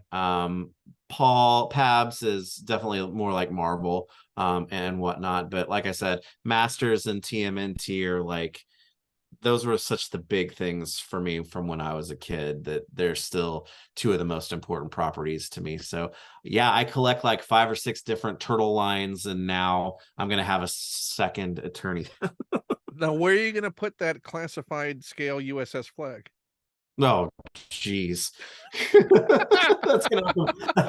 I would say that'll float in the swimming pool, but it may be too big for the pool. If they put up that HasLab, would you back it? I don't know how I wouldn't, but my gosh, that's scary at the same time. Ooh, because my cousin, I wasn't allowed to play with Joes as a kid. But my cousin was, and his parents were divorced, so he was pretty well taken care of in terms of, I hate to say this, being spoiled with toys. So he had every Joe imaginable, and he had the flag, and The flag I represents that. That's the ultimate. That's yeah, the ultimate sign that you were indulged. yeah, and it was like, I mean, even not really knowing a whole lot about Joe's when I was a kid, I was like, this is the coolest thing ever. And how is this a toy and not something that you have to ride into school? I mean, I looked at it, I was like, are you sleep on that? Mhm. What is the use? I mean, that's an entire part of the bedroom. Yeah. Yeah. It's crazy. But it was glorious. It was Yeah. glorious to see that. You know what happened to your cousins? I don't actually. I guess that's something that, it's funny. I feel like I should ask him about that, but I kind of lose the. It's got to be a story with getting rid of the equivalent of a bed. Well, I wonder about that sometimes, because it's like, for me, who, someone who toys and action figures have, for the most of my life been such an important thing to me, and I have vivid memories of, things when I was a kid, but is that everybody's not like that, and it's like it would probably like be like driving a stake through my heart. He's like, oh, I have no idea what happened to that, because it was like, you get to a certain age, Or if he like. told you, oh, I think it's in the attic. Do you want it? let me take that off your hands. Yeah, I haven't seen it in years. It's just been sitting up there. Oh gosh. You never know. You never know. Well, I, Robo and I talked about his Power of the Force 2 toys that he got rid of uh-huh.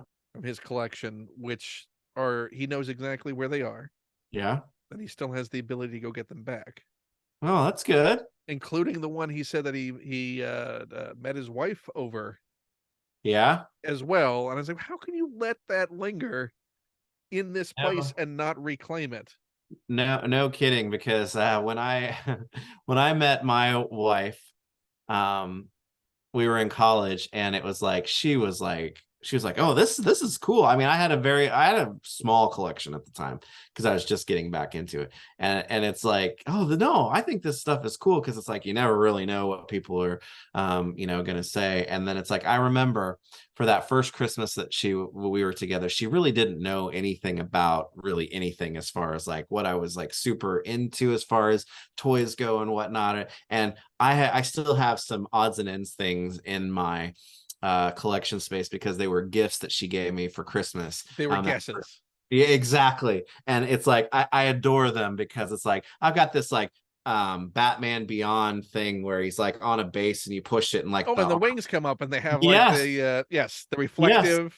yes, yes. I have that still because that was one of I the things. think that's sitting up on a shelf high up there is where mine is Yep, at. it's in kind of a random weirdo shelf, but it's like there's a reason why I still have that, and that is the reason why. Do you remember what the first gift was that she got you, where it was actually something that she at that point knew you enough to be, this will be the thing that he wants? The first one, I'm not sure. The big one though is the aforementioned attorney. That's one you don't forget. And granted, she got that for me before. I mean, it was still stupid because attorney has always been a stupid, expensive piece, but it was before it really took off and being what it is today. So but still, it's something that it's like, I can't believe you did this, because I think she got outside help to acquire it and everything too. So that was a big one. Literally. But that's a nice, good bellwether mark for Yeah. a relationship.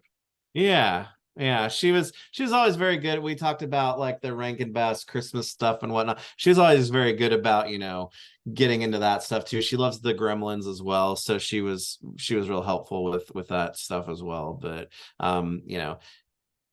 she's always been great about it and whatnot. So, So the Gremlins are going to make it into the nativity scene, is what you're saying. you better believe it. It's funny that you say that because NECA, when they did a Hero Clicks style Gremlins game where they're just the little tiny ones and they're on the black base. I guess it wasn't Hero Clicks, but there was like a little game that they But it was made a it. gamified Yeah, figurines. it was like their original Gremlins figures shrunk down into little ones like this and on black bases. And they did Gizmo and they did Stripe and a poker player and a couple of others.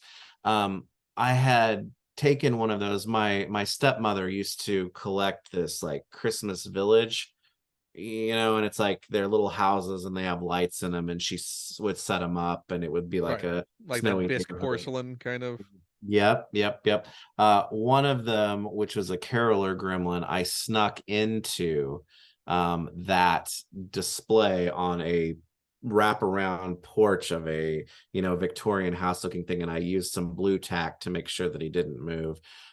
It took her 4 years of like putting it away and putting it back out because he was stuck in place, before she noticed it, because I had integrated a tiny gremlin into her holiday space, but she knew exactly who it was when she found it. And did she remove it at that point, or is it No, still? no, no, no, no, no, no, no. She loved it. I was like, it started as a joke, but she absolutely loved it. So, So the Caroler Gremlins have to make their way. Has NECA absolutely. released the Carolers as full size? Yeah, oh yeah, oh yeah.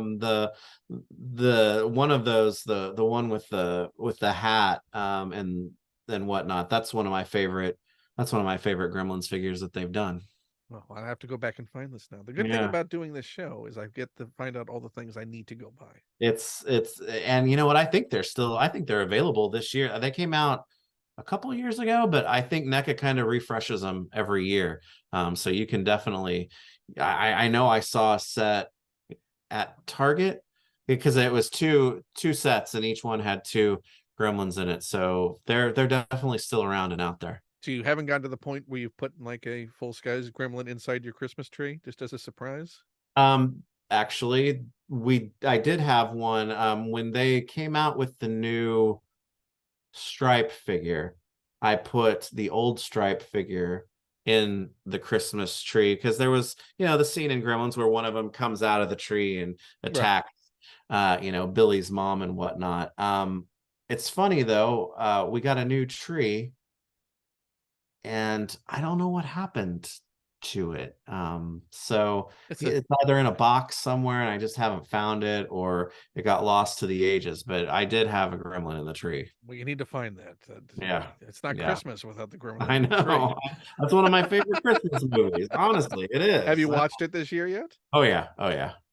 Oh yeah. My oldest, she's 10. She's now at the point where she enjoys it. She watched it for the first time a few years ago, and the end scene where Stripe's all The melty and stuff. bubbling, yeah. Ooh, ooh, she did not like that one bit, but now she's into it, so we'll watch it together.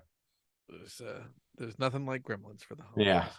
yeah. What is your number two choice? Number two choice So was is it difficult to go between two and one for this specific ranking on this day?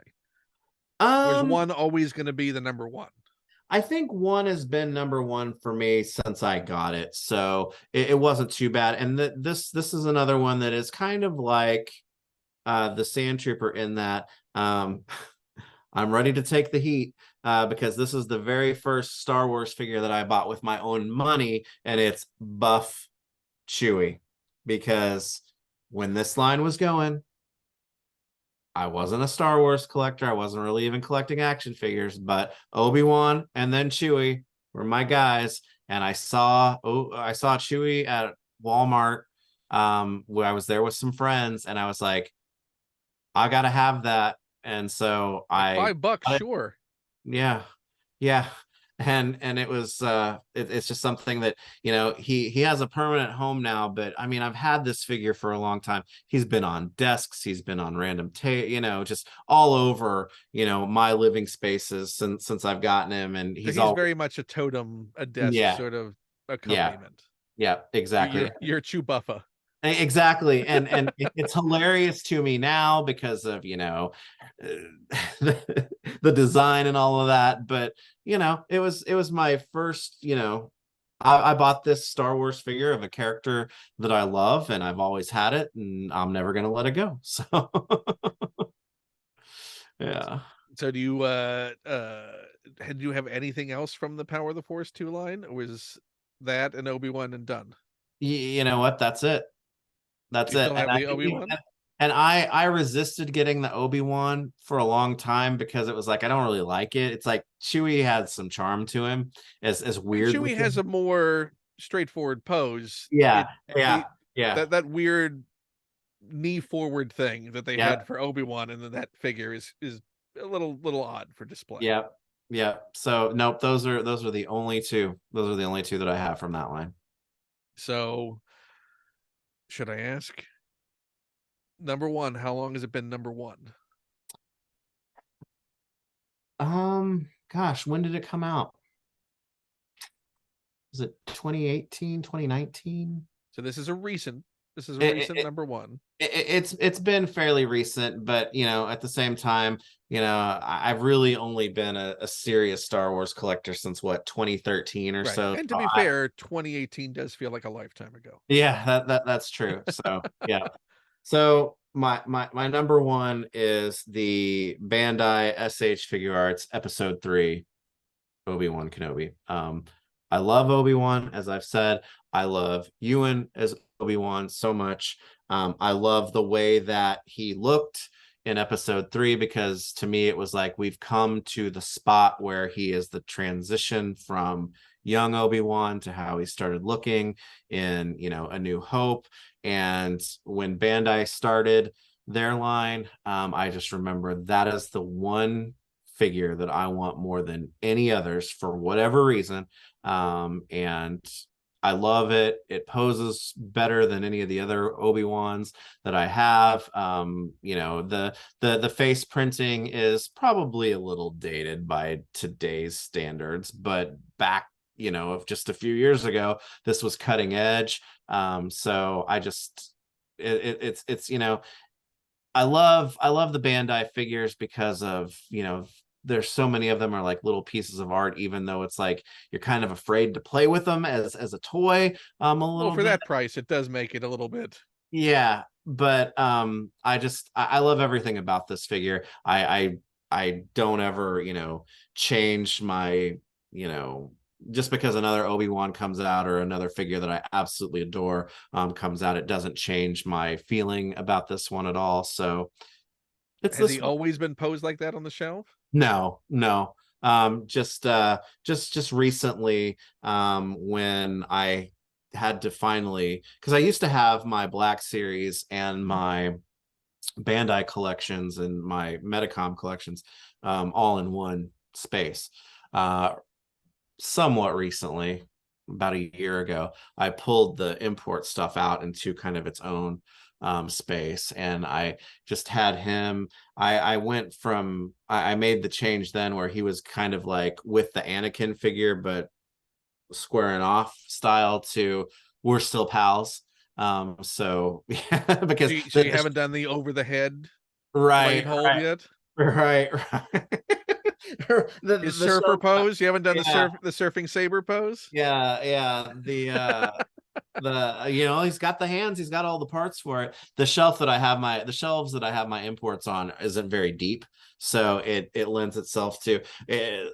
I've got, you know, my Hasbro stuff is so much of it, it's like it's all kind of like there and mushed together and whatnot. The import stuff is really more like iconic pose type of thing, and it's like stoic looking as far as that goes, even though that line may lend itself more to posing. But yeah, he and So right Anakin are now kind Dan is of watching this going, yeah, of course he has the standard pose. What do you think he's going to answer with? Yeah. he and Anakin are standing as friends right now, but I don't know. Now that Yeah, but I they could pulled be them, doing high fives. They could you could have him doing anything. Dynamic yeah. it up. Do it for Dan. It may change now that I've brought him off the shelf to talk about him today, but I yeah, mean, he's your number one. he is. You got to treat him like number one. You got to Well, and that's the thing. He is my number one because the one that I got is the one that is up on the shelf, but over on my desk I have another one, and that's my player, like fidget with him. So what pose Like is he in? Be great if you reached over his exact same pose as the one you just showed. no, he's right now got the double kind of like this kind of So he's the standing down. intense Yeah, ready to. but that's just because last week, during it was probably a meeting that I was bored in, I started to fidget, and I was fidgeting with that and posed him, and that's how he got left before I had to, you know, like engage again. So if you had to strike all but one line from the obelisk, would your keeper line be Metacom, SH Figure Arts, or Black Series?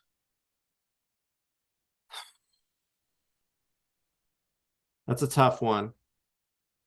Um, I would say probably until very recently, the easy answer would be Black Series because there's so much more to it. Um, but in my trying to balance representation of quality over quantity, I'd probably keep the Bandai line, and be okay with the smaller population of representation that I have. Because usually when I'm asked a question like this, it's like if you had to like eliminate stuff, I go to I've got one cube shelf, and you have one cube for each one of your collections. What are you going to stuff in there? Because if it doesn't fit, you can't keep it. Bandai, I could get more, like like that would go better in the shoe, you know? So yeah, that's a tough one because Black Series, when it's good, it's really, really good. And they're, you know, It's what's so frustrating at times about them. yeah. I think though trying to pare down Black Series would just be so bewildering because there are a lot of figures in it. So with the Bandai, it's like there's a pretty finite amount of them. Most of them are really, really good. And they are very representative of the iconography of the character that's being done. And you know, so I'd probably take that, but Han Solo would obviously have a casting cave custom head. I'm not a big hater of the young Han head that the Bandai did, like a lot of people, because I think it's actually it does a pretty good job representing that. It's just that when I picture Han in my head, he's not quite that. Right. Yeah. It's not quite like the Raiders Indiana Jones head we have coming up. Yeah. Yeah. Yeah. Which was an Yeah. interesting choice Yeah. for how old that thing looks. Yeah, I'm very interested to get my hands on some of those. Right, but we're not going to have to see that for what, at least 7 months, 8 months. No, that's what they're saying. It's gonna get here, We're going to get a shipping date for first next first week. week of January.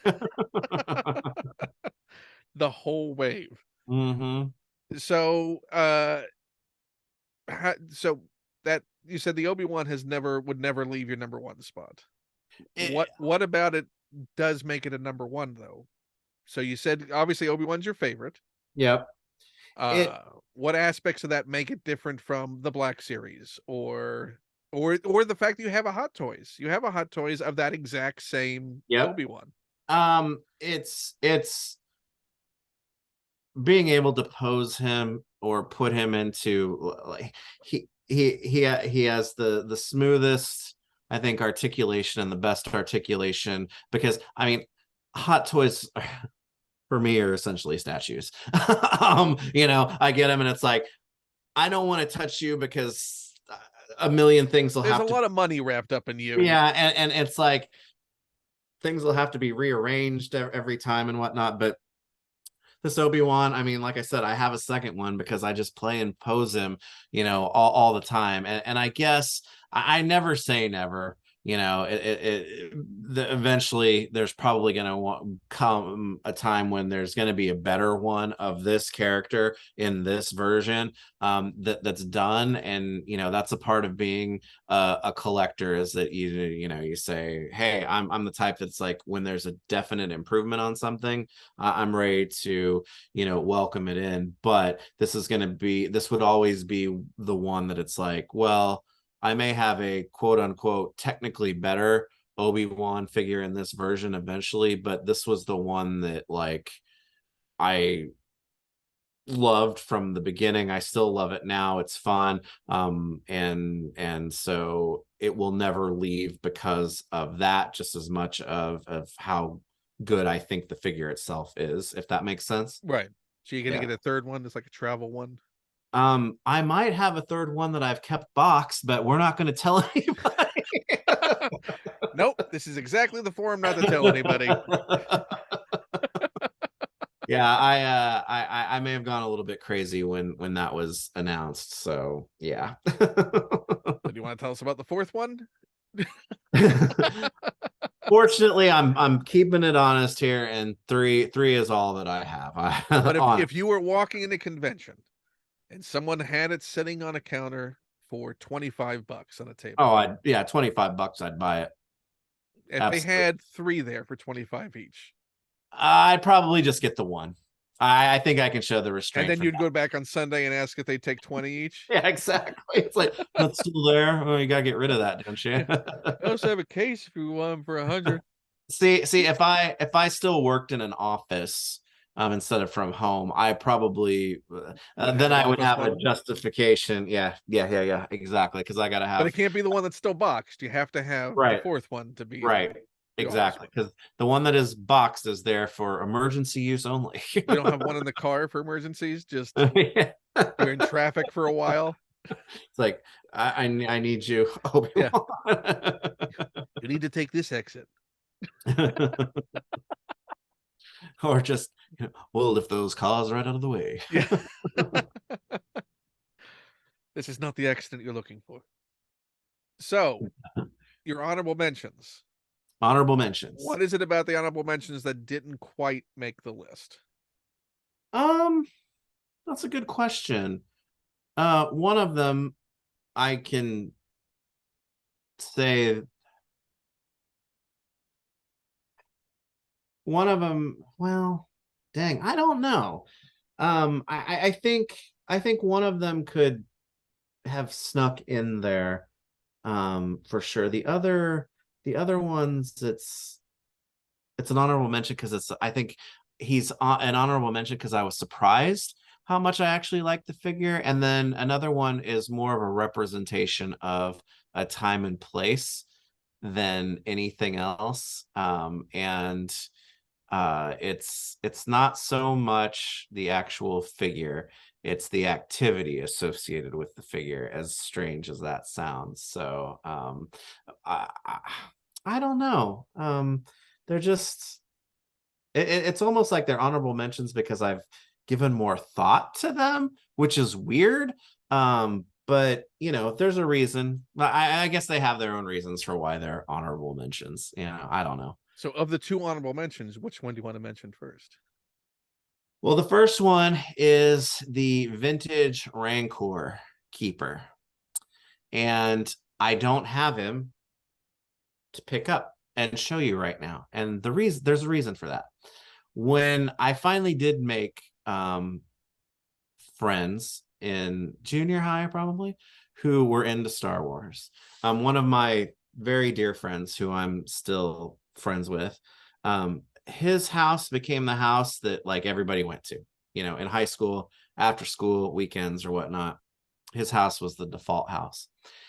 And after hanging out there for, a while and, having been friends with him, I discovered that he and his dad had this completely unspoken game, or like trying to annoy each other, or whatever else, is that my friend had a vintage Rancor keeper, and he would take that and he would put it somewhere in the house, any random place.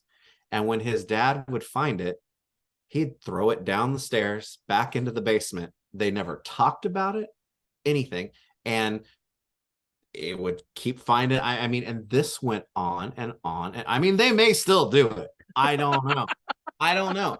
It was hilarious. We're gonna need closure on that part of that at some Well, point. and that's the thing. It was hilarious because it was like, oh my gosh, you guys do this, and you pick the Rancor keeper, to that it's the figure that you're doing it with. It was weird because my dad was, I didn't do that kind of thing ever with my dad, so it was almost like older sibling type of foreign thing to me. I don't know, but it was just hilarious that occasionally we'd be at his house on the weekend on a Saturday night in the basement, and the Rancor keeper comes flying down the stairs, and that literally happens. So I eventually, at a show, found somewhat of a beater of a Rancor keeper, and I play that game with my kids now. And right now he is up somewhere. It's been a few weeks since I've seen him, so I need to actually go looking for him because they haven't found him yet. But do you remember where you put him?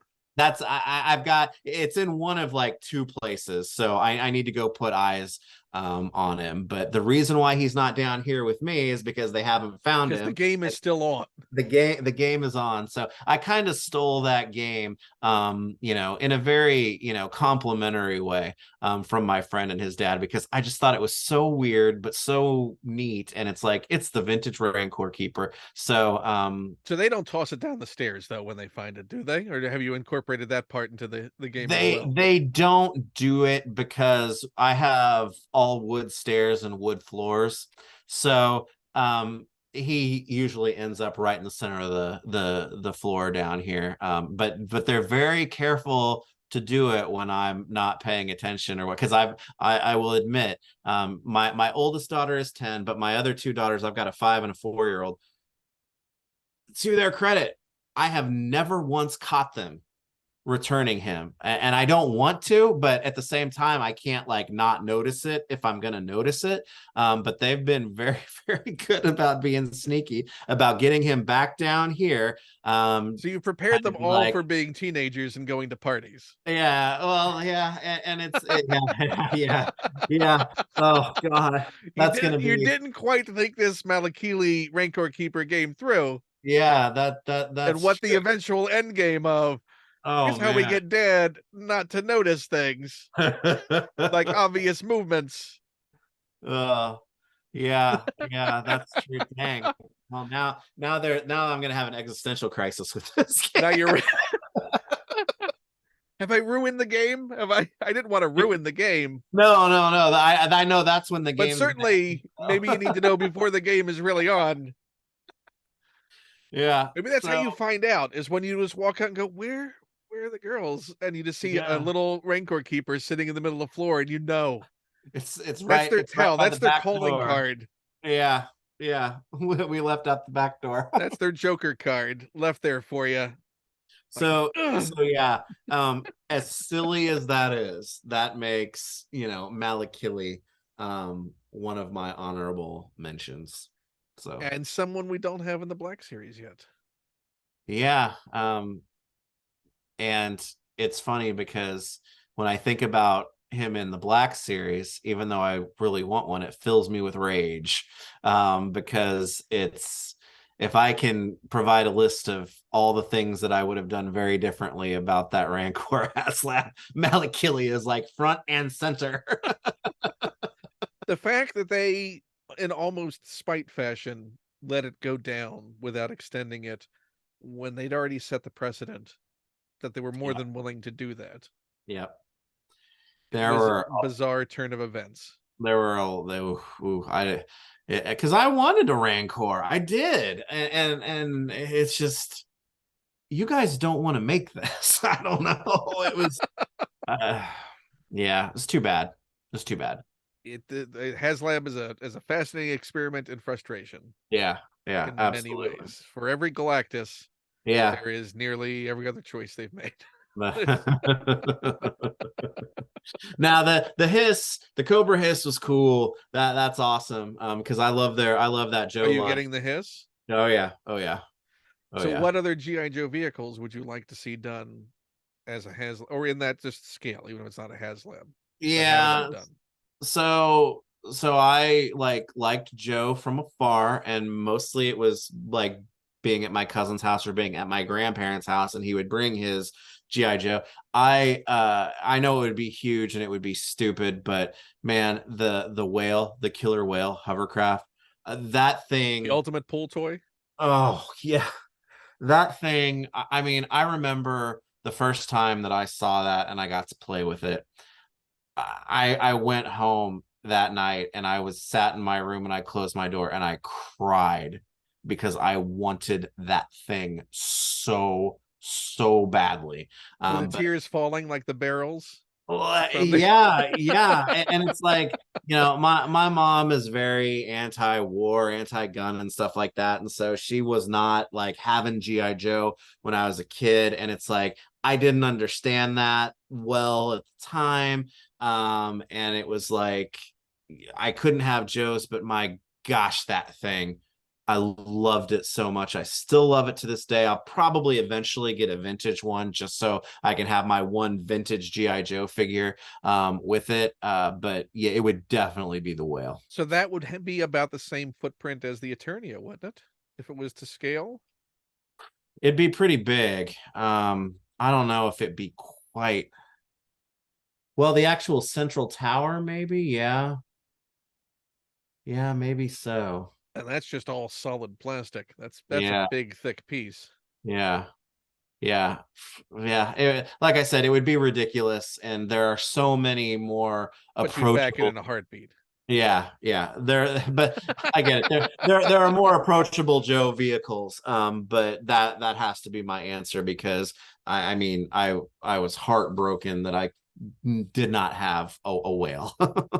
Have you since gotten a vintage one? How many things have That- you gone back on stuff that you wanted as a kid and gone and purchased? no, I don't own a vintage one.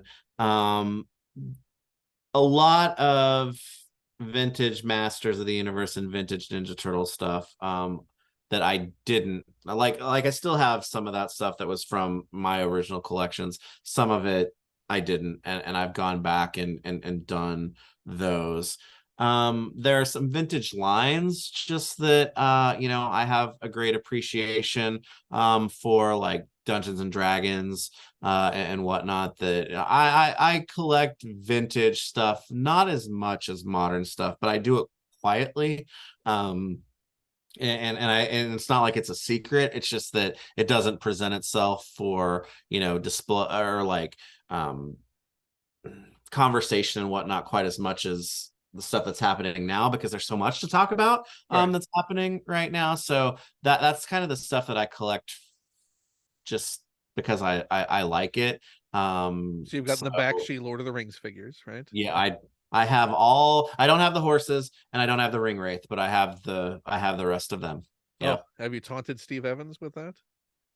Um, I don't think that I know he is definitely on a quest for those. I know I've taken pictures and shown Frodo for, but you know what? I think I've put that out there, but I didn't do it in a taunting way. I don't know if he's Now seen. that you're more formally on Instagram, Yeah. maybe you need to start sharing those. Just tag him on it and see if the big eyed emojis come out.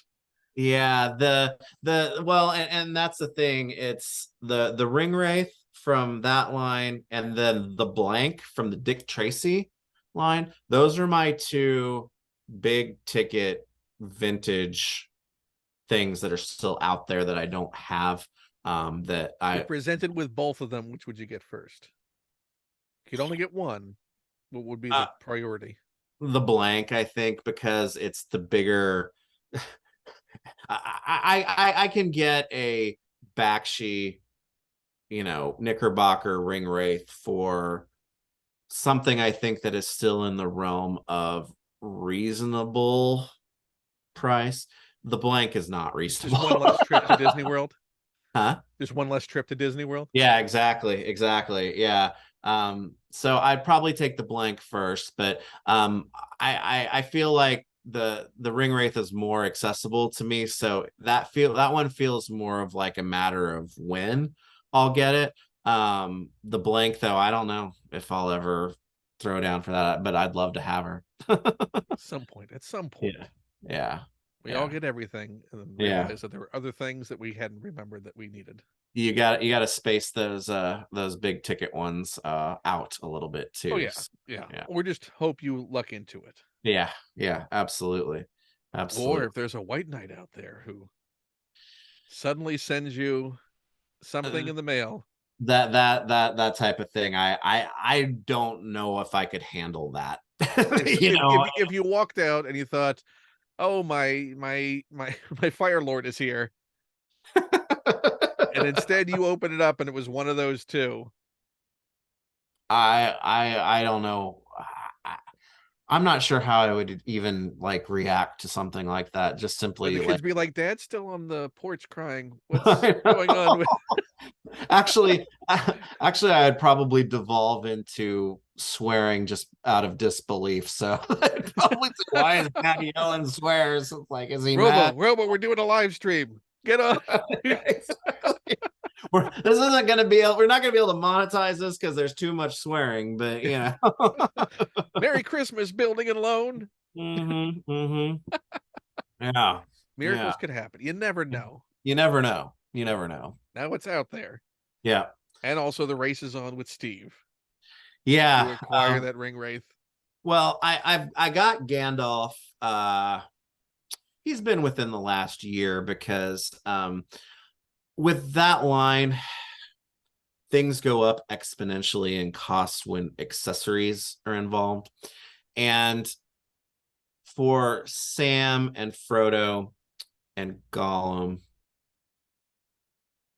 I wasn't overly concerned about them having their swords and stuff like that, even though, you know, it would have been Sting, which is pretty iconic. Aragorn, I lucked into. He had his sword, not his sheath. I'm okay with that. Gandalf was the one, though, that I was like, I got to have the hat and I got to have the staff. And so it took longer. Otherwise, just a man in his bathrobe. Right, right. And I had convinced myself that I would maybe be okay without the staff, but the hat's got to be there. It's got to be there. And I was patient and I waited, and one finally like came on my radar that had both, that I was like, okay, I'm willing to, you know, pay the asking price for that. So he took me longer to get, but I'm glad I waited on that. The ring wraith, I'll be honest with you, it's probably the coolest figure of that line, but it's the one that I was like, it's I don't have that one, not because he's the hardest to find, it's because I wanted the other ones first, because they were, Right. you know, the You fellowship, deprioritized. the heroes. Yeah. So Whereas yeah. Blank. Yeah. Blank is the unicorn. I mean, she really has been. I mean, Do you know anyone who has her? I do actually. I have never seen her in person though. But I am friends with a couple of people that have one, and one And every his year on New Year's Day, they send you a photo. yeah, one his is carded, and it is a constant. It's a constant source of internal turmoil for him. It's like if I'm ever able to get a figure of the Blank, I actually hope it's not carded, because then I'm not going to be in that situation where I really want to open this and I want to, you know, You don't want to have to make that moral choice. right, right. You don't want to be the person he opened Yeah, the Blank. yeah. So I would much rather hopefully find one that is open and in good condition, and I can put with the rest of my, because the rest of that line is easy to put together. You know, it's inexpensive. And I've got that I've got a complete collection of Playmates Dick Tracy, except for that figure, me and everybody else. So would you take, in the interim, just to have it on the shelf, a custom of it, like a recreated, just to have that spot filled? I've thought about that, and actually someone who I know who's very talented is actually maybe going to get into making some, along with some characters, hopefully, that have never been, that weren't produced for the line either. And if that's the case, I would probably go with that. I'm interested to see if that would take the urgency out of Right. it by having it, but you know, well, I You'll cross that bridge when you get to it. yeah, exactly, it's As that's a soon as tough. Robo prints it out. Yeah. I can already hear him sort of, it's like, why is he making me make this stupid shit? But I did it. Yeah. What do you Yeah. mean now they're announcing that they found like a warehouse full of them? Yeah, right. It's somewhere in Canada. Sorry, I don't need it anymore. It's good. You're already done? Oh, Yeah. sorry. Yeah, the bottom fell out on those, so you can get You can find a 2 for 10 use for them, right? now. So what was your other honorable mention? So it was tough because I always talk about Cantina Aliens, so figuring Dan was close to making that, but my other honorable mention is actually the original vintage Chewbacca, because like I've said, I was too young really for this line when I was a kid. I mean, it existed before I did, but like so often is the case with Chewbacca, to me there is nothing that isn't perfect and charming about this figure, and to me this represents the vintage Star Wars line so well. I mean, you could make the argument for telescoping Luke and Vader and whatever else, but since I'm a Chewie fan, this is one of the very few vintage figures that I own. I made sure to get a very nice one, and he's another one. This sits on my desk along with that other Kenobi, because I like to pick it up and look at it. And I mean, it's Chewbacca. He's, very heroic, and he's a strong character, but damn if he's not freaking adorable in this figure. And I'm not a 3 3/4 guy. I don't collect vintage Star Wars as an expansive collection type of thing, but this is what I need for the appreciation of it and the love for it. So definitely him. He's only an honorable mention to me by way of the fact that I my like I like him, but it's retroactive for me. I didn't grow up with him. This isn't what I kept in my pocket as a kid. It came later. So that's why he's an honorable mention, but it's still one of my favorite Star Wars figures of all time. Is he the straight-eyed Chewbacca or the side-eyed Chewbacca? This is the straight-eyed Chewbacca. Yeah. Yep.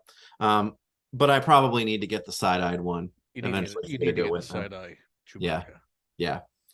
Yeah. So yeah, I made a big deal about Cantina Aliens, and it's like figuring Dan in the modal nose. It's like I was surprised how much I like those figures, and it's like when they went on sale, I filled out the whole, Yeah, you're like, I'm not going to go for the smaller 5-piece version of the band. I did 7. Yep. I've got 7. So yeah. Do you have the display? Are you ready? Are those going to be in a diorama? They are just off of the bar that was the Comic-Con exclusive. I bought 2 of those to kind of make the it showdown more between Amazon and so they're kind of right there. Yeah. But they're not on their full sort of dais. And no. I think Landspeeder Luke has a really nice print that Robo could make for you. Probably so. He needs to print. He need to print me some more house space too. That can be done too. Yeah. The right printer will do it. Absolutely.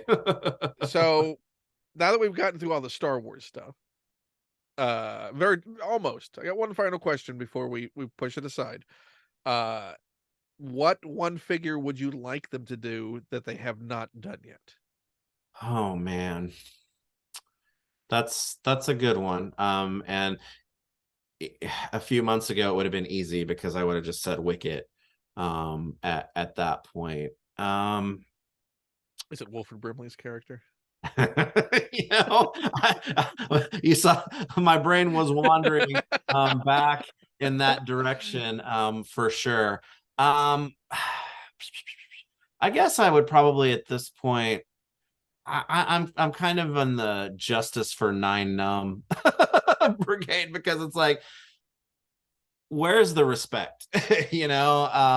So that's kind of the easier answer for me. I'll be honest with you, there's a lot of Rogue One characters and background aliens that I want. I mean, I want, like I said, the Cantina guys. I want I would really like to have all of Miggs's gang crew from the Mandalorian, because those are, who nice. Doesn't want Clancy Brown alien? Yes. There's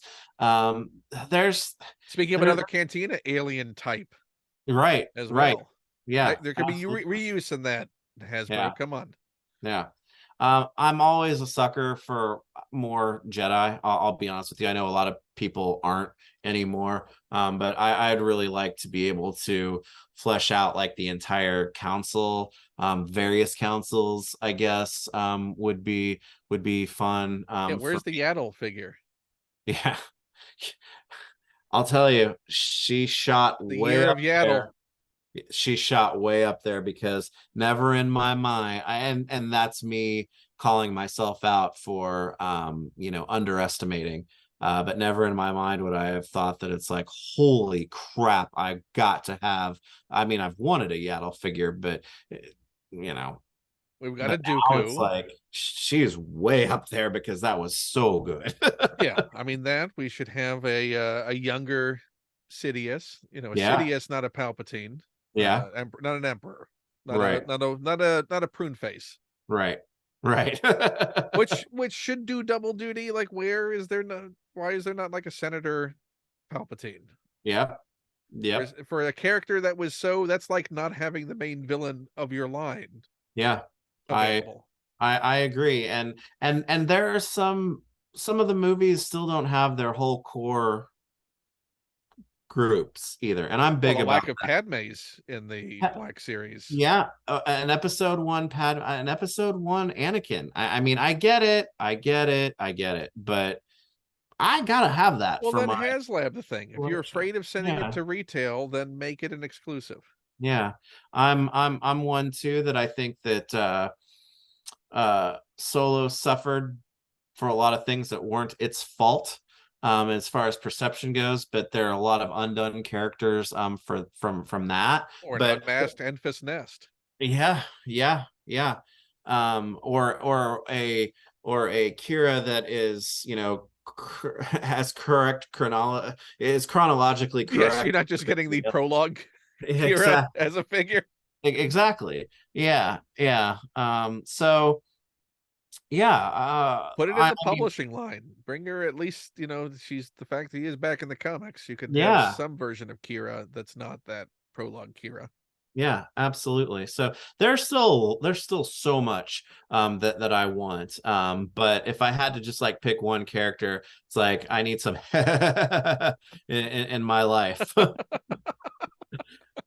I mean, especially since he's got a pretty important role even in, the Rise of the Resistance ride at Disney World, And you so have a General Lando. yeah, yeah, exactly, Call back that stock, make it a 2-pack, yeah, yeah, move those Landos. yeah. Yeah, and I know they don't do alternate heads in Black Series, but give me a laughing head on him too. Why they don't do alternate, I don't know.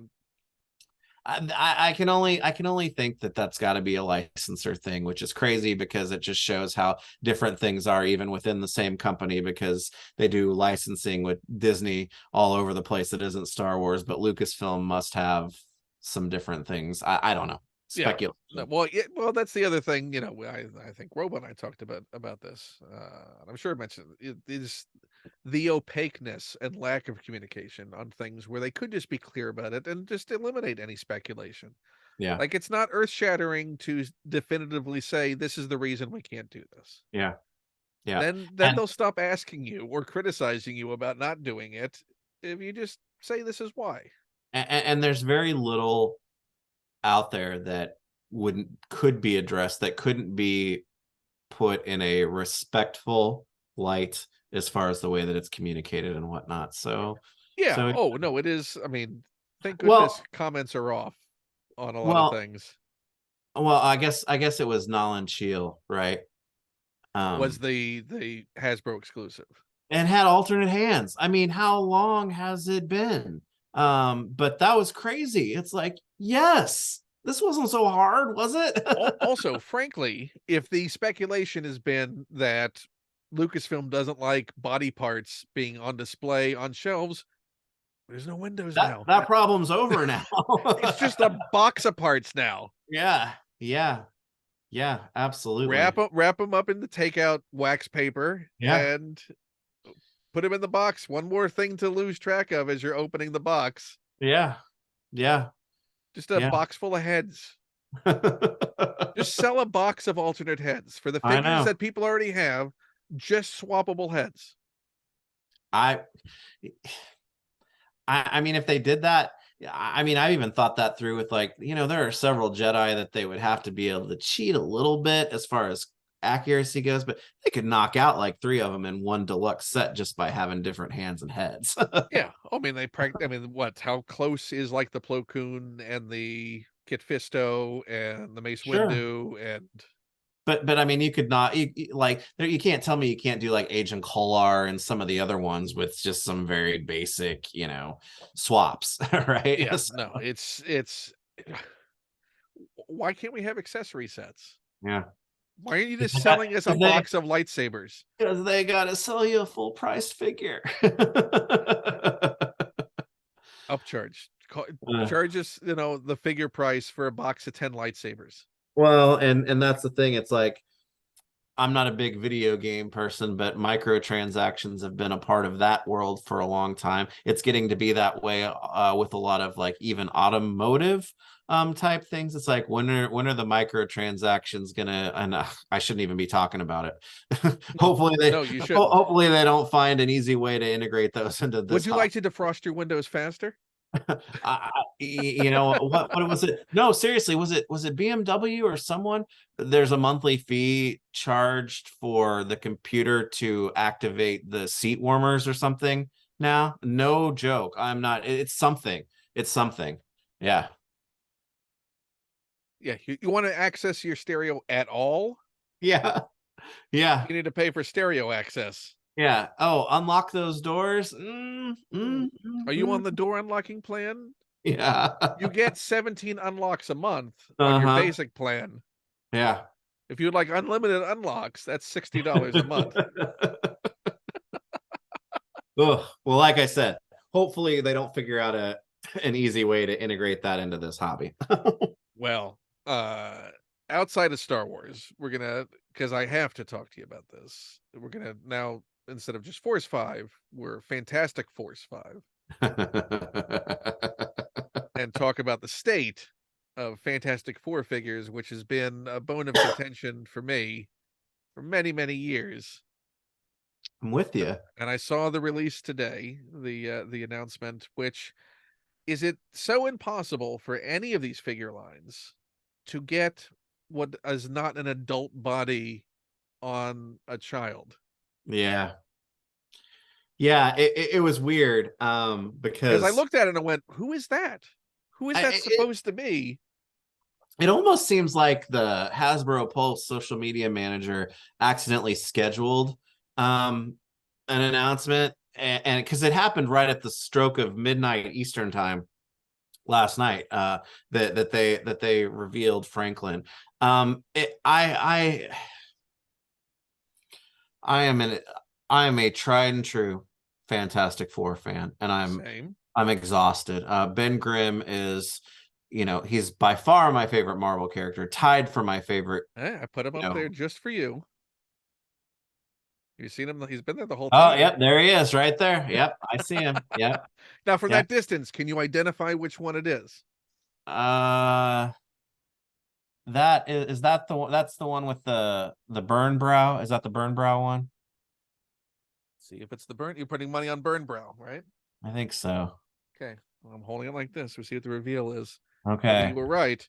Drum roll. From a distance, very tiny on your screen, Uh-huh. you are correct. All right. Burn Brow. And now, as far as my bona fides, the fact that I know Burn Brow and would love a Burn set of figures. Yeah. Robo and I talked quite a bit and did a lot of unanswered shout outs and pleading with Fan Plastic 4. Yeah. After seeing that those models exist in some fashion, and knowing that that's all they do right now is just exist, is heartbreaking.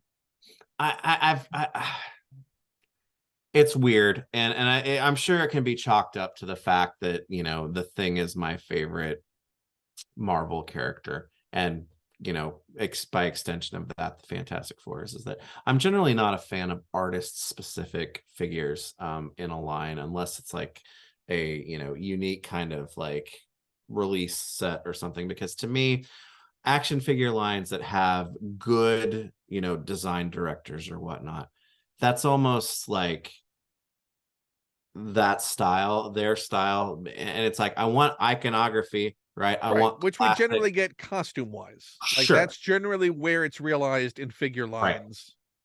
Right. There's a specific costume that applies to an era. Exactly. And iconography in comic like Marvel and DC characters is very, very important to me.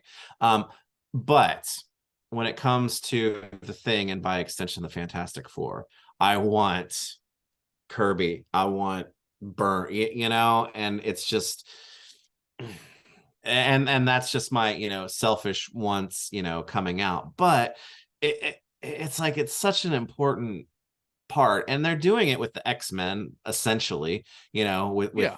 different eras and whatnot. So it's like I get it. The Fantastic Four maybe isn't quite as startling change as far as costume goes from one era to the next, but it's enough. And there are cues that go along with those. It's like, okay, your quote unquote Kirby Fantastic Four figures or your 60s, you know, Fantastic Four. Okay, that's fine. You know, yeah, But essentially, when a lot of it can be reuse, and you're mhm, even just talking down to some of them just a head swap. yeah. Give us a 4-pack that's specific with even the minimal effort Yeah. of making it seem. Yeah. And I'll always still like I've gotten to the point now that I've got a Fantastic Four Marvel Legends Fantastic Four on the shelf that I like and that I'm good with. I always Is it the want Walgreens? Because I'm about to get really it. jealous. So It's the Walgreens, but it is with a repainted Thing head from the black modern costume right. on it, because to me that one captures Ben's personality the best. Like I like the burn brow one. I don't think the expression translated to plastic quite as well as they were hoping that it would. So it's the Walgreens set but with a repainted head on the Thing. And Which has more of the Senate brow. yes. So the foundation is the Walgreens, but swapped head on Ben. I do have the Jolly Rancher Human Torch with that, because I think that one's a little bit closer to my liking. And then like Ben, I swapped Sue's head with the modern um black costume version, just because um it just like the expression or the like there's nothing wrong with the Walgreens Invisible Woman head at all. It's just the other one just screams Sue to me a little bit Right. more, that one. So I had to kind of put it together, but I'm relatively happy with it. And I'll be the first to defend, I really like the colors that they used on the costumes for that set. It has its own kind of Fantastic Four blue to it, because I don't hate the like the blue and black, or the blue and white or the black and white or whatever, you know, people want to call it, but I'm still very pro blue and black Oh, yeah, Fantastic Four. same. If So for representative, I would much rather have. yeah. I don't know if you. I posted a bit a few months ago, trying to tap Steve on the shoulder uh, about it, which is always fun. Yeah. Uh, about the retro collection Mm-hmm. and doing repaints in the classic colors Yeah. and having those be available. Well, and you know, So I mocked up oh yeah. how great those would look just using the exact same, just a straight repaint. Yep. Yep. I'm with you. And the fact that, I mean, look how much better even Sue pops Yep. in that. Obviously, the easiest one to do is Ben, Right. and you don't even have to bother with Johnny. Yep. Since Yeah. he's just in torch form. Yeah. But again, easy exclusive to Yeah. knock out. Yep. And you know, I with everything, the roller coaster of, you know, being a Fantastic Four fan and all of the everything that ranges from financial to petty in terms of how, you know, product for that has gone. And you know, when I don't cheer for corporations, but when the Fantastic Four and the X-Men and everybody came home, I was like, thank you. I'm gonna get my toys now. And it's And they were still like, been see you in a very, decade. Yeah, it's still been very slow. Because here's the thing, I trust what Marvel generally does with their movies, and so I am approaching the Fantastic Four movie with cautious optimism because I've also, been through the ringer, as far as movies go. But at the very least, God, I'm hoping that, 2023 is going to really start. Okay, now I'm really going to see a lot or more. It's like I can't fall because the retro card Marvel Legends that they did, I love those cards. It's beautiful, and there's so many characters that they could do like based off of that old line to bring that in too. But I need these adjacent and Fantastic Four family characters and villains, and it's been a rough go. Where's our Willy Lumpkin?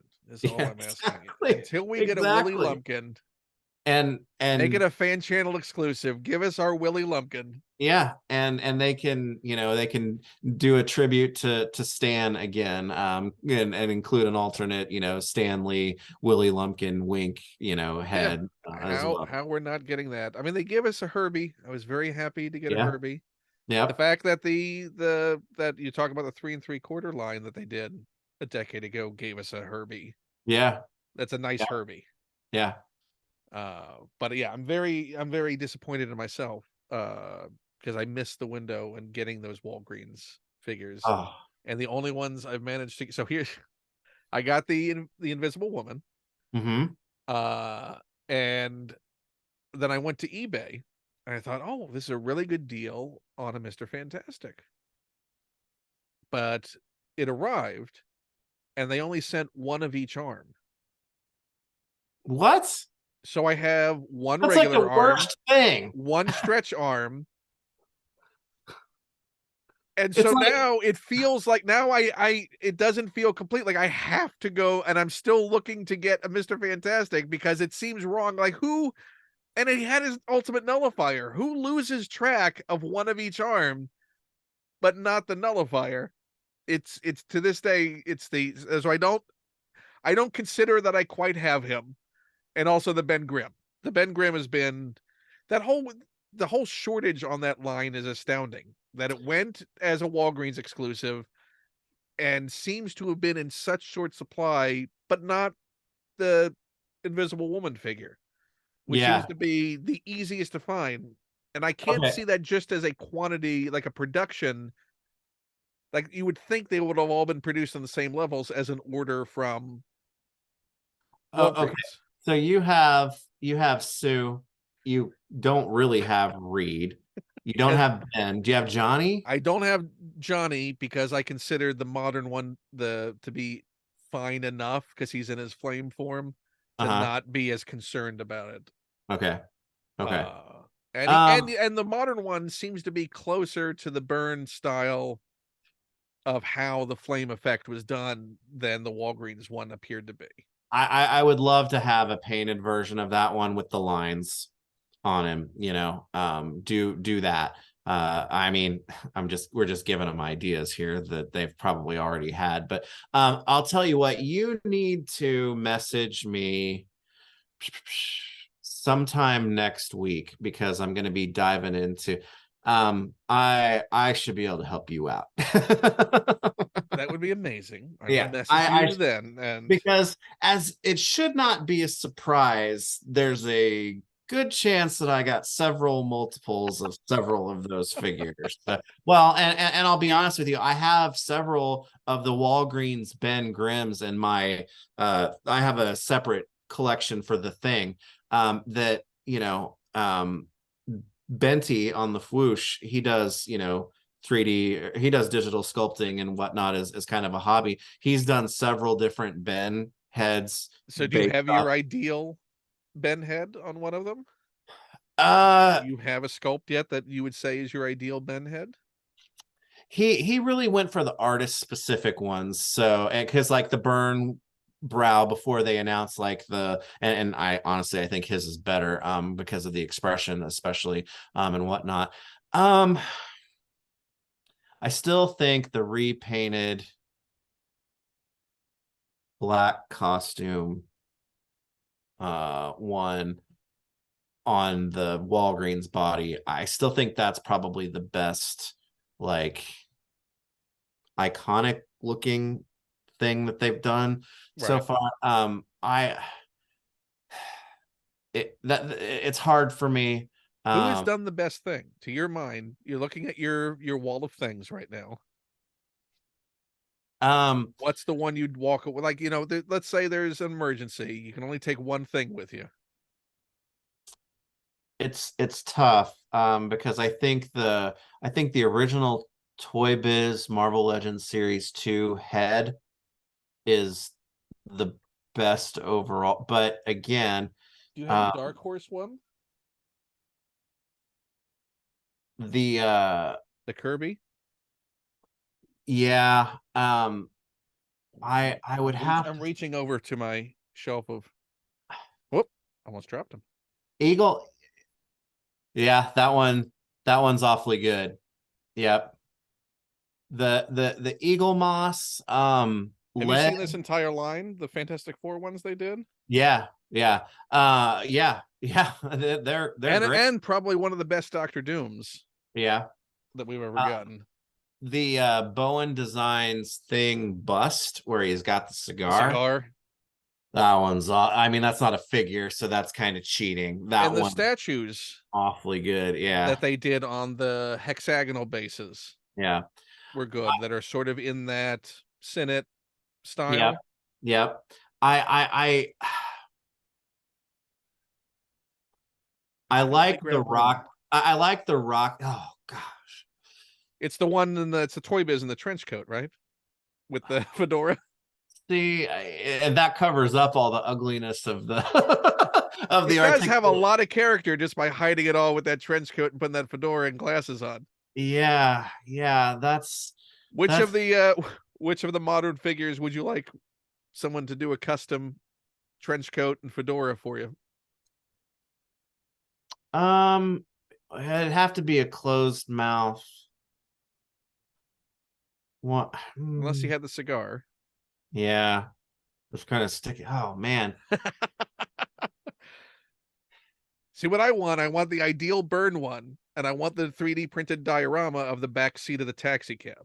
Yeah, that's awesome.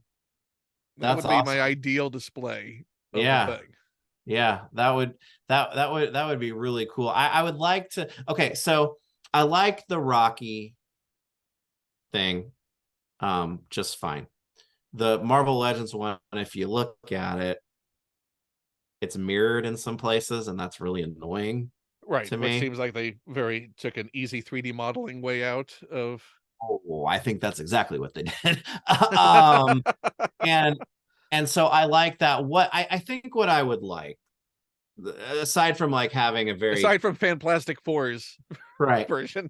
right. Aside from having a very Kirby specific thing too, is I would like to have a thing figure that is no taller than a Reed Richards figure, who has more of He's the not the Hulk. right. He has the plate skin. It's like it's got the crags, but it's not bumpy, Right. very much. So you're So dealing with a wash as far as bringing out the yeah, sense of yeah, depth, but yeah. it's not Strong right. brow, no teeth, because I am okay with thing figures having teeth, but to me the thing does not have teeth that you can see. um so yeah, I would say the head would most closely resemble the style of either the Bowen bust or that original Marvel Legends Toy Biz Marvel Legends Series 2 Right. thing. Or that But cover of Marvel Fanfare. yeah, yeah, yeah, If yeah, we're talking deep dives, yeah, that Love Benji cover of yeah, Marvel yeah. Fanfare. Oh yeah, yeah. That, but they so often want to skew Rocky and tall with the thing, especially Yeah. in action figure No, form. he's a I squat. Yes, I want like the thick legs, and kind of the arms that match. and give him the proportions that seem weird in concept, but what really do represent him. Yep. Barry Yep. Windsor Smith. Yep. Yep. Yep. That's and sad-eyed. That's Yeah, he's got to have, that's where all the emotion is. yep. Yep. Exactly. Exactly. And They kind of lined up fine. Now you're just talking to yeah. Let's hear it. yeah. What you got it? What's just Yeah. So that's probably what I would want the most, simply because it's very iconic. It's something that we don't have, and it's not necessarily absolutionist in being artist specific. And I say that fully saying too, out of the other side of my mouth, that I wanted a straight up Jack Kirby figure. But you want a mature Kirby. yeah. You don't want the oatmeal. Right. I mean, I sit here not like I wouldn't buy that, but yes, Yeah. Because the old Toy Biz first appearance thing. It's like, what even is that? It's like you can't have a first appearance thing and then apply. I mean, I love Art Adams, I love him to death, but you can't say this is a first appearance thing and then make him in the style of Arthur Adams, because that does not make sense. Yeah. No, not even close. I love him. Like I said, I love Art Adams to death, but that doesn't compute. Yeah. No, I mean, also a hard style to capture. Yeah. Or they just ignore it, like the X babies. You're right. Yeah. Yeah. So there's so many characters. And I the feel supporting cast. Like I'm yeah. surprised. Like I love the Doctor Doom that they did, as far as distilling Doom down into a Doom where I go, okay, I'm happy with that. I can have quibbles with the mask. Yeah, I cut the skirt down to the bottom of the holster on all of mine. Sort of like they've done with the Marvel Legends retro figure. Yeah. Well, and that hiked up higher skirt. They brightened up the color, and in some spots too as well. Yeah, but Doom is one of those that it's like, I'm not. They're gonna get to Doom. I think. But where's our Annihilus? Oh, exactly. I mean, where's an actual, a real Blaster? There are so many and adjacent, because it's like I feel like I'm over 2 barrels with the rest of the 3 barrels, I think, with the Inhumans, because they're Fantastic Four adjacent. Some people still have the taste of the ABC show in their mouth, and I have it on pretty good terms that a certain Marvel Legends design guy that I absolutely love isn't the biggest Inhumans fan in the world. So it's like that could put a bit of a crimp on things. Yeah. So if they was said, okay, now they're since they're leaning into this a little bit more with the sort of builder packs like we just saw with the X-Men. Mm-hmm. If they went, you got 3 Inhumans in a pack, which 3 are you picking? I'm going to pull Crystal out of that, just because I am shocked that she has not had a figure yet, because how easy it is to do Crystal, and the fact that she has been in so many other places, right? So saying that, it becomes easy that it's Gorgon, Triton, and Karnak. and honestly, those are 3. And a Lockjaw Build-A-Figure, if it was a wave. So Lockjaw has always been my number 1 pick for a Build-A-Figure. I will say the urgency was taken off because I got the Mezco one with the Black Bolt accessory that looks great with Legends, as far as I'm concerned. So that has kind of, melted off. I would still take a Marvel Legends, Lockjaw as well. But I mean, Gorgon, Triton, and Karnak, especially the first 2, they have got such cool designs. And if you look in the Marvel Legends tooling library at this point, there's more of both those figures that actually kind of already exist. That these, I mean, there's a time that's like, oh, Gorgon's gonna have to be completely, no, he's not. No, yeah. They got the feet even at this I mean, point. I would think he could also have an easy. I'm looking over at the big John Byrne cast Mhm. poster Yeah. that's hanging on the wall. Diablo would No. be easy. Yeah. And that's the thing. A lot of them aren't difficult. And it's like, you know, Mad Thinker. well, even I mean, and some people don't necessarily consider him to be, really Fantastic Four universe. I've always kind of thought of him as such, but it's like I've been wanting an Atuma in and he's that way because of Namor and his association, with the Fantastic Four. It's like now's the time. I mean, we got the weirdo, Yeah. Marvel.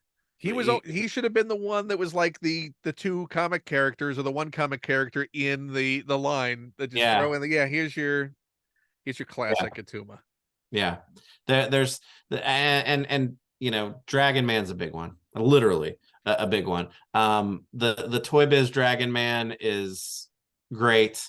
I think people appreciate or people love that figure more because of its very detailed sculpt and the fact that it is so hard to come by these days more than it's what I would call accuracy. But why can't we have, like $100 level of a HasLab? Why does it have to be 500? Why does it have to be 400? Give us a nicely scaled Dragon Man for 100 or Fin Yep. Fang Foom. Yeah. Give us a mid-tier HasLab that isn't just like a rent, that Right. isn't a car payment, that Right. is just an easily accessible figure-based version of a thing.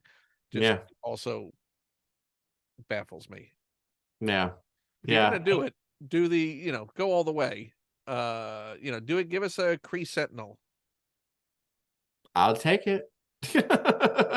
I'm looking. What else can we have? Can we have a Puppet Master? That can't be that hard, right? No, yeah. Yeah. It's like getting we're Or getting Mole Man. I mean, I still have the original one of him. And it's fine. And now But we if know they have a Moloid head. yeah, yeah, yeah, exactly. Exactly. I felt like as much as I love the Galactus HasLab, it's like, man, you guys could have thrown Airwalker in there as well. Because I mean, for me, Silver Surfer, Terrax, Firelord, and Airwalker, Right. those It's are not the what is the Forgotten One? Is that the one that there's yeah, in the yeah, Terrax? yeah. It's hard for me to not get something that is, supposedly Fantastic Four adjacent, but I don't need that. For that Frank, for that price and only to want Terrax, that was not right. worth. Well, and I still have the, build a figure Terrax, which I don't know if it's exactly the same figure, but it's pretty darn close. So I can't justify that either. It's just like I want an Airwalker so badly just because I mean I don't think he's ever been done, has he? He never No. came out in the 5-inch line, did he? No. I don't think so. The So 5-inch line didn't go that deep into the Heralds either. Do we even get a Frankie Ray in the 5-inch? yeah, I think so. Did we get a Frankie Ray? Yeah, I think Renova? so. Yeah.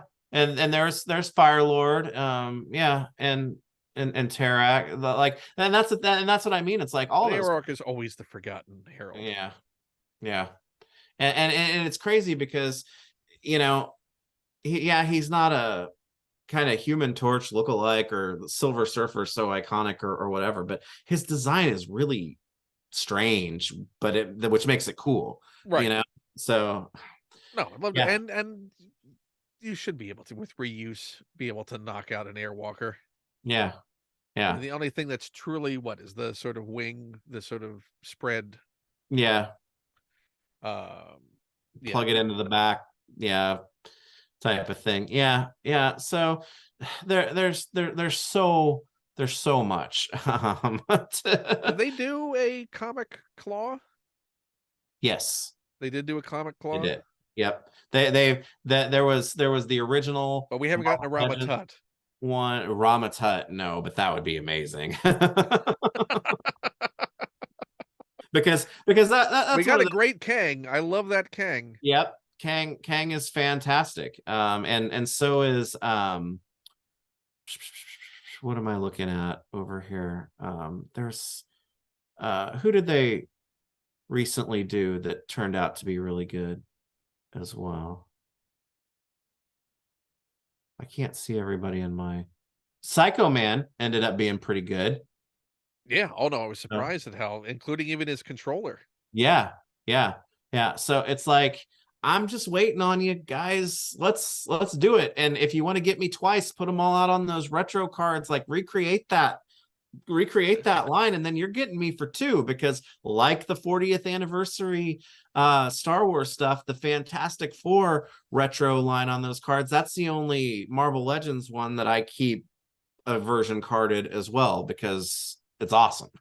Yeah, no, I mean it's so much they could do. Give us, I would buy a variant of, give me the black and white on the painting of the those versions of the uniforms Sure, rather than the blue and absolutely. white. Yeah, Milk me, yeah, Hasbro, is what I'm saying. yeah, yeah. And it's like give me a couple of different head options that are actually compatible with some of the other, figures. It's mm, mm, mm. Or a fantastic car. Give me the bathtub. I'm fine with the bathtub.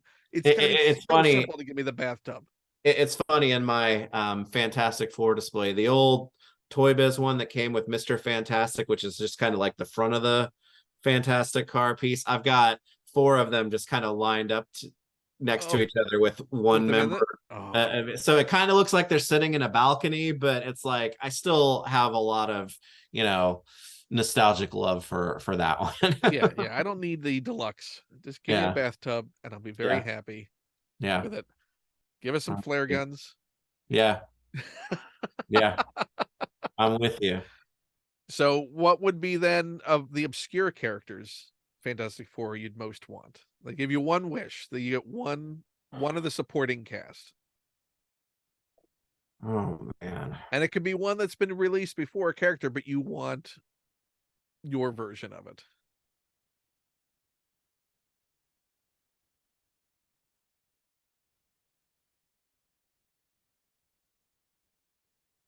And they're listening right now.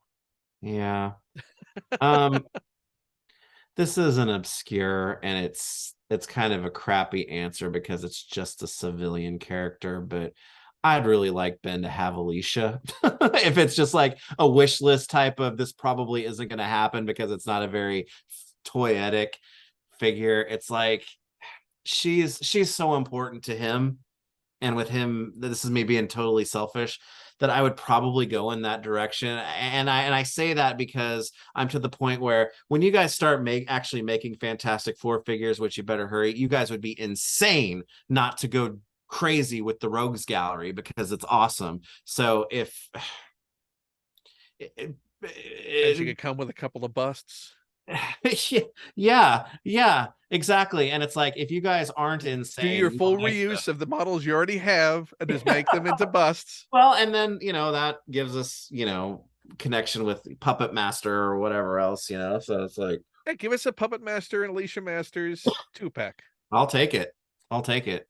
But yeah, I mean that's the thing. When it comes to Fantastic Four, I can make you a list of 20, or I can just pull one that it's like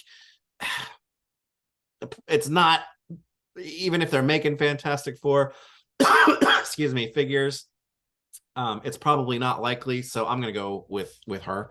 Take Aunt Petunia. Yeah. Hey, absolutely. Absolutely. Wyatt Wingfoot.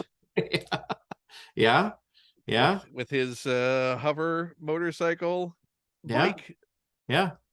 Yeah. I mean, when it comes It's amazing because even Toy Biz didn't do a tremendously great job mining that Rogues Gallery. no, and excuse me, even when they were in the midst of having, because that old 90s Fantastic Four cartoon is actually really good. They took it somewhat, but not like X-Men or Spider-Man, which I get it. If I'm being a realist, the Fantastic Four probably aren't as popular as those two, but it's I like, mean, I will argue that here with you. yeah, well, I mean, as far as I'm concerned, yeah, So there's two voices here, which yeah, clearly means something. yeah, exactly. But no, I've always just been a big Fantastic Four guy. And as much as I love Marvel Legends, it's been tough sledding. And I've been chasing that light bulb for several years, but I'm hoping I'm not just trying to fool myself in that, things are maybe starting to be around the corner. I don't know. I'm worried about the Franklin. The Franklin has me worried all over again as far as Yeah, that's one of those things that it's like they kind of do the same thing with some of the other. like which body is that on? I, I've gotten so terrible at Because that. I don't mean, they have a younger, like more sort of teenage with the Nova? What was the Nova that came out a few years ago? oh yeah. That seemed more like a young adult figure Well, scale. I'll be honest with you. I mean, to me, I still have it, even though the head is stylized. I still have the little pack in Franklin from the Ringo set. That he came in the different colored shirt than everybody else in the pack. But it's the right colored shirt that still matches the Walgreens figures. When I think of Franklin, that's the age that I think of You, anyway. you think of So 4.5?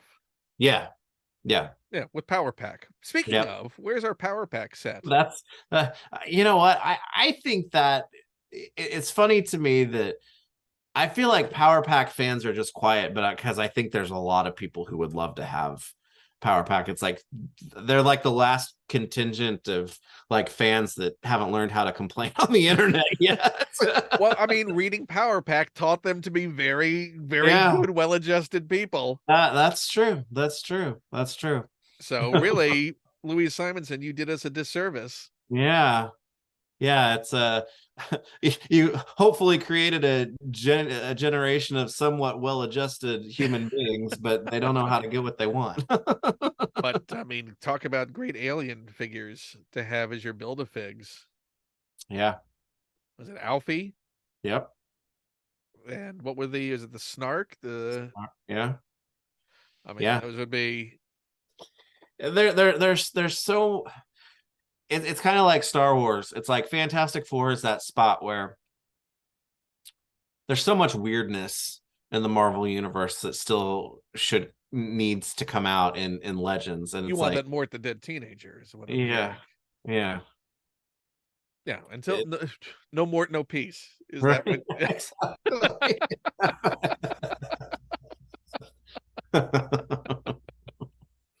Oh. I mean, we haven't even gotten like a proper Spider Ham, like comic Spider Ham out of that. Yeah. I mean, there's the one that was somewhat articulated a little bit. That's pretty close. Did you see the Diamond Select one that just came out?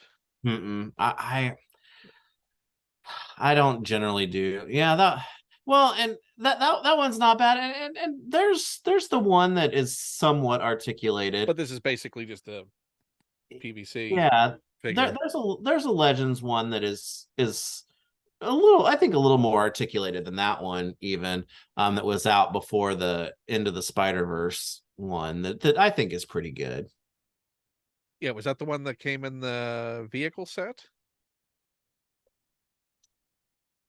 Because the one I had before they Maybe. put out their Spider-Verse one was the one that came with like a little, there it is, motorcycle. That's No. a pretty good comics Well, version. yeah, no. Hold on. Let me get up and grab him because I'm looking at him.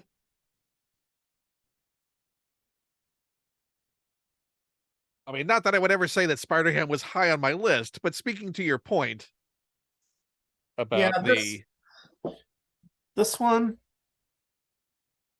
it's like he doesn't have anything below the waist, but so it's just a waste. and arms.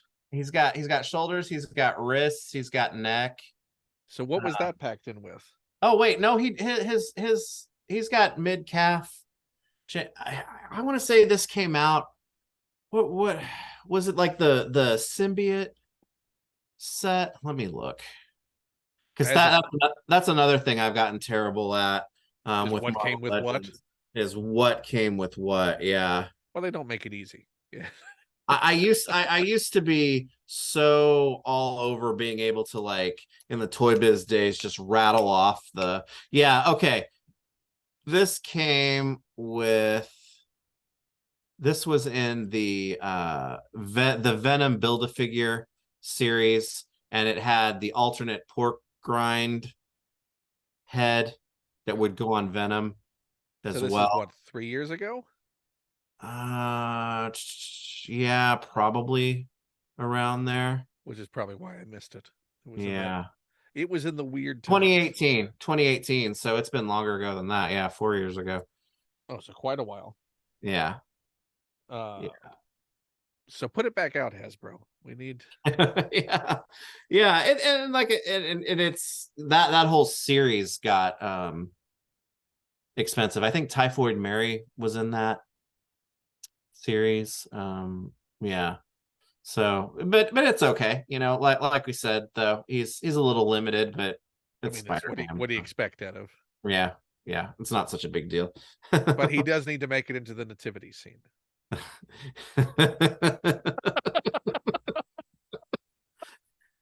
Because of course he I does. mean, he's one of the animals in. Come Yeah. on, he's Yeah, that's true. that's how you're able to get all of your Ewoks in. Your Spider Ham. Yeah, It's gonna get real crowded in that. There's no there's no room at the end, but it's gonna get but there's crowded. a party over at the manger. Yeah, exactly. Look, they got lights on and everything. Oh, that's funny. It's gonna be the best nativity scene we've ever seen. The coolest by far. Well, that is your goal for next year, is to build the Yeah. ultimate pop culture nativity scene Yeah, with well, your now collection. it's gonna be like, oh, instead of trying to figure out who's who, it's gonna be culling it down to a reasonable number. I mean, are there any other figures outside of Fantastic Four that you'd want out of Marvel Legends? um, yeah, I mean, there's always, uh kind of that late silver bronze age, to it. It's like we've gotten a lot of Avengers, but a lot of them have been like modern versions of them. It's like I need a West Coast sorry, West Coast Avengers Mockingbird, for instance. Or even a proper Hawkeye from that Yeah. era? Yeah, Falcon really needs a classic version as well. It's like they keep getting closer, but not quite there. Um, they just did Banshee in the blue team outfit. I gotta have the you know giant size green for that team. I'm a big fan of the Astonishing X-Men look, and they just announced what Cyclops and Emma from that. I want the whole team from that, because Have they done a proper classic Magneto in no, modern era? no, no. I mean, they have done a classic Magneto, but But body even with the type. animated series releases, they haven't announced a Magneto, right? No, body type. The base for that isn't great. So Magneto could definitely be one who could benefit from a redo as far as that goes. So I would say that I I've been on Marvel Legends, and me, because I've been with Marvel Legends since before it was called Marvel Legends. It's been a roller coaster from completist to times of just getting some very specific things, to times of barely getting anything at all, back to being a completion, and now I'm getting focused by, I want the iconic versions of the characters in the looks that I, most identify with Now that you that. know what the line is capable of, Right. like, can you go back and address these things? Right. And it's getting to the point with me that sometimes when it comes to amount of characters, less is more. And I mean that from the name Marvel Legends is a marketing tool. There's no hidden meaning as to what Marvel Legends is supposed to mean. But if I think about it sometimes I feel like I want my Marvel Legends collection to be made up of just that, Right. Marvel Legends. And that's not me being disparaging to some characters that I wouldn't consider to be that, because everybody's favorite character, every character is somebody's favorite character. And so I'm always, yes, bring in these characters, but I don't necessarily need it. So having that focus on what I think is the Avengers and how they look, or the X-Men or whatever, that's really what my focus is with Marvel Legends now. Right. And that Fantastic Four. So the one thing we said we were going to address before we go Mhm. was the thing that you would think there'd be obviously iconic lines, because you've brought it up before, and I also have nearly all of them and fond memories of, like, the Palisades Muppets line Yes. and how great that was. And I have my Super Grover Yep. sitting over in the other Yeah. room, and know what that line was supposed to be. Yeah. And my buddy having all those Fraggle prototypes at his house right now, and knowing what we were about to get. Yeah. So, it would seem a slam dunk to have something like a Sesame Street line, to have the Fraggle line, to have that sort of thing back. But we haven't had like a definitive Disney line, which astonishes me. To Yeah. that fidelity of, like, the Palisades line. Right. Um, and I've liked so far the Disney Ultimates. It's just there's so much.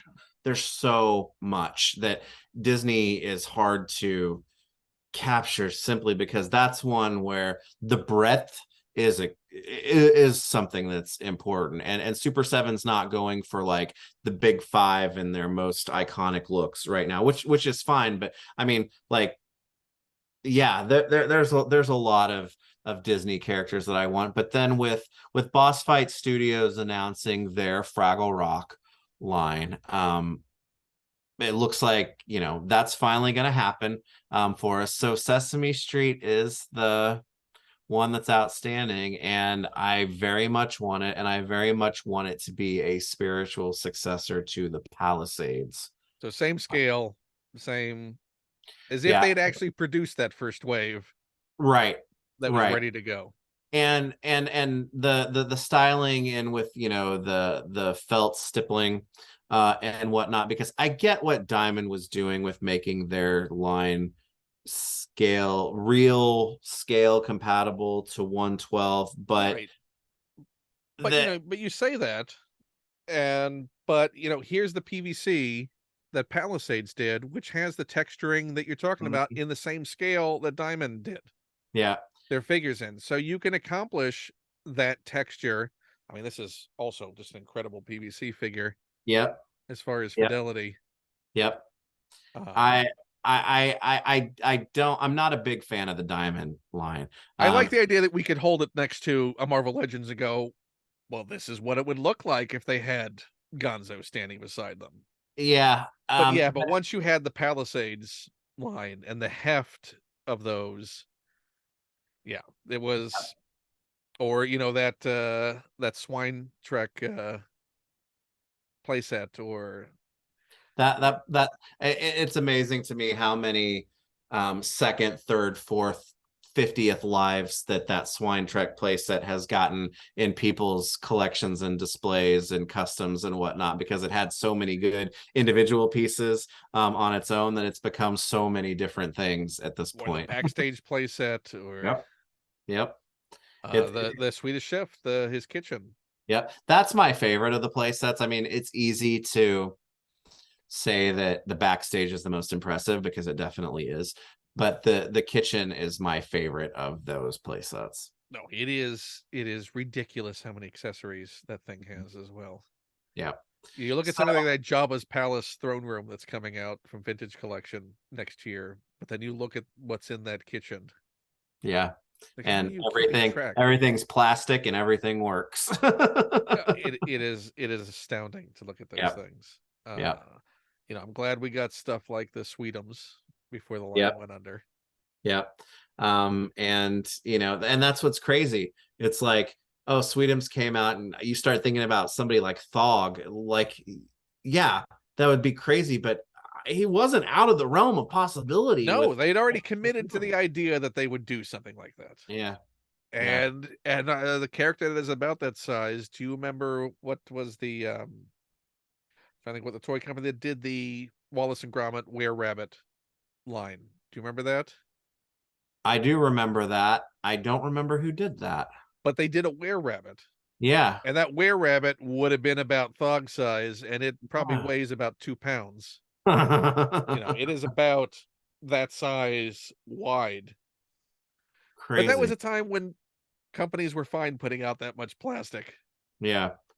Yeah. There were more independent companies who don't have the overhead. And it's funny to me that people, and it's difficult to understand, but a lot of times people are like, oh, this property should absolutely have action figures, and it would be successful.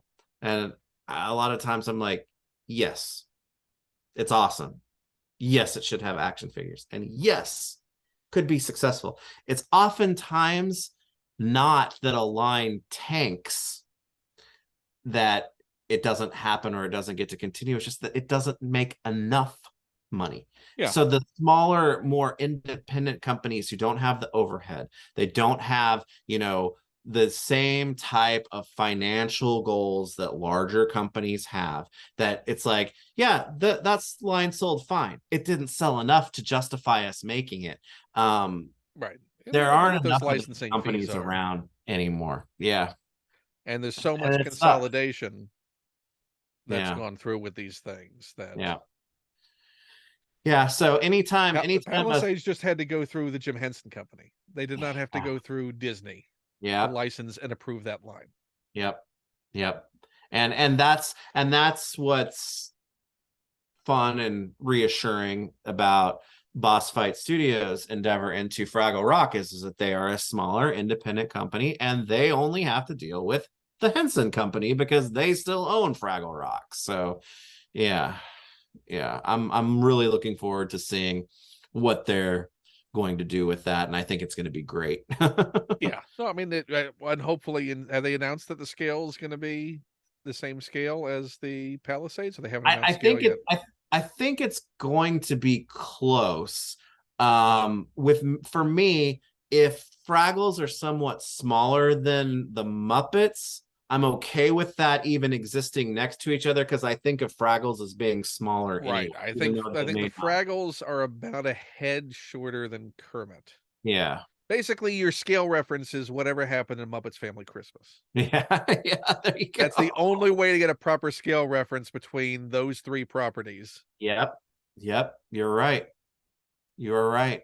So, as But long as now, we can at some point recreate scenes from Muppet Family Christmas, then it's golden. yeah, I just need my Sesame Street line to go with it. I have some old Knickerbocker Play With Me Sesame Street figures from 1981 that I picked up. And it's only Big Bird, who's not in scale, obviously, Cookie Monster, Bert and Ernie, but it's like, that's crazy that this is the closest thing to an action figure, But Sesame Street, that I've but I ever want got. the humans to go with them. Yeah, I I'll want a take them. Bob, I want a Yeah, Susan, I want a Gordon, yeah, I want all the yeah. Gordons. Yeah. Mr. Hooper, I want all of them. I want all of it. I So and I want, and I'm sure we're probably on the same, wavelength with this, is that in terms of character, style, and realness, and when I say realness, is that Sesame Street used to look like a real street. And I need that late 70s through the 80s Sesame Street aesthetic in a Sesame Street So line. what you're saying is if you don't get it, you're going to apply a wash to whatever they put out. Well, and that's part of it too, because I mean, I would prioritize a character like Sherlock Hemlock or Roosevelt Franklin or Forgetful Jones over an Elmo, right? Right. Yeah. No. And Forgetful Jones has got to come with his horse. Yeah. Yeah. Clementine too. Let's do it. Yeah. No, everything. We need Yeah. singing cows. We Yeah. need Every I guy mean, Smiley.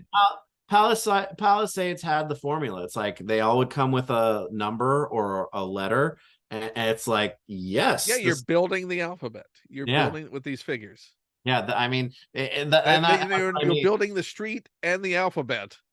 and I get it. Building the street probably isn't something that would be able to happen, but otherwise, it literally needs to just be the successor to what should have been.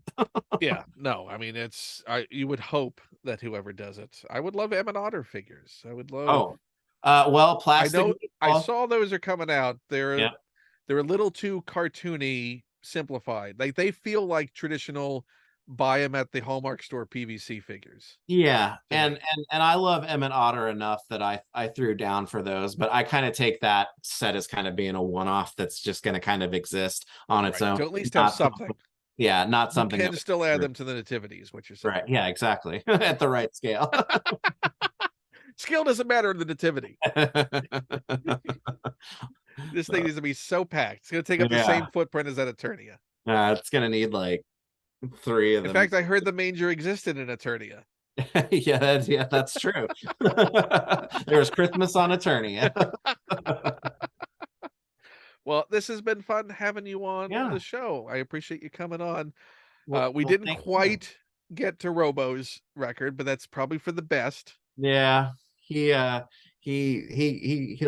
take an hour just saying goodbye. I So want that him to feel like he still has this accomplishment. yeah, well, and I wouldn't want to take that away from him. So No. But the one thing you can possibly make happen, or at least encourage, is that you have, I believe you're going to be doing potentially a New Year's stream. You occasionally do yes, live streams yep, on a somewhat regular schedule. The two yeah, of we you. we go about every other week on Sundays usually. And they're really fun listens, and they're very long listens and Yeah, watches. yeah, So I encourage everyone to check them out. But if you're doing that one on New Year's, because this is the gauntlet I threw down at the end, you can skip ahead to it at the end of the episode. Was that the Galactus has to be open before the end of the year? That short happen. of me driving to his house and like making him do. I don't know. That's a tough one, but maybe if we get through our best of 2022 list and whatnot. Maybe he can rebox it. Yeah. After but he needs to take that out at least to see if it's working.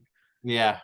Yeah. At the very least, it's anxiety for everyone who knows what could potentially happen. We'll make him do an unboxing on New Year's Day if he hasn't done it by then. Yeah, so maybe it can be a reboxing. The other half of the show is the reboxing.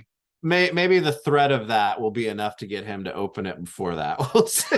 Because he can't. I don't have the space. No one had the space. Yeah. There's no good space to open that thing and spaces have to be created and shifted to accommodate things. Yeah. So that's not a proper excuse for not doing it, is that the space is not right for it. Yeah. Yeah. Absolutely. He can hold up the head. He can show it in segments. It's fine. But that needs to happen. Where can and where should people follow you and check out all the great things that you do? Well, obviously through the actual Fwoosh website and all of the actual Fwoosh social media pieces. I'm the one who probably does the most on the actual pages like Instagram site and whatnot. We kind of share a little bit of the Twitter stuff, but I'm on Twitter at FwooshVB. I'm on Instagram at FwooshVeebs. And those are really my two places where I kind of do like my stuff and just not stuff that filters through the website accounts, if that makes sense. Right. Yeah. And then which Disney parks figure do you want to have it? More than anything. Yeah. Where's our Disney?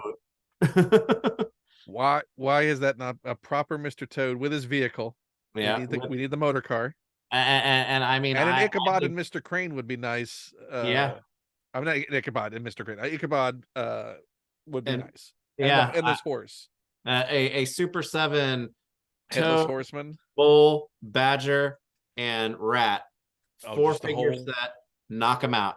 Let's do it. I also want the judge that sends you to hell. Yep. Yep. I mean, that's the thing. It's like that's the only ride at Disneyland where you go to hell. Yeah, no, and anyone who thinks that we're joking, no, Yeah. you actually go to hell at the end of that ride. Yep. You And hell has absolutely. dragons. Yeah. It is an awesome hell. Uh-huh. Uh-huh. And I will say, to everyone watching, I always forget this with the YouTube stuff, but I guess you're supposed to subscribe and like and things like that. That's appreciated. Do it if you feel like it.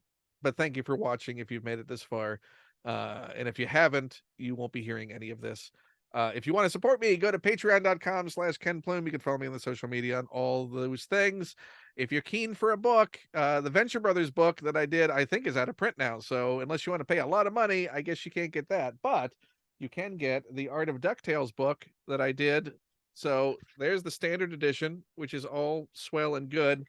But the edition, if you can, it's very heavy to get, is the deluxe edition of the book, which comes with the standard edition. Look, it's the same, but gold. Plus a whole other bonus book that is like all the unexpurgated interviews and additional artwork. So it's like getting two books in one, and it even comes with a #1 dime. Awesome. Of your very own. So please check that out at bit.ly/DuckTales book. We'll give you all the info on that. You can also still get a book plate from me that is also an art print to put into your book that celebrates the 75th anniversary of Scrooge, the 35th anniversary of the original DuckTales, and the 5th anniversary of the current DuckTales. And you can find out about that at bit.ly/duckart. Oh, awesome. Well, it's all shiny.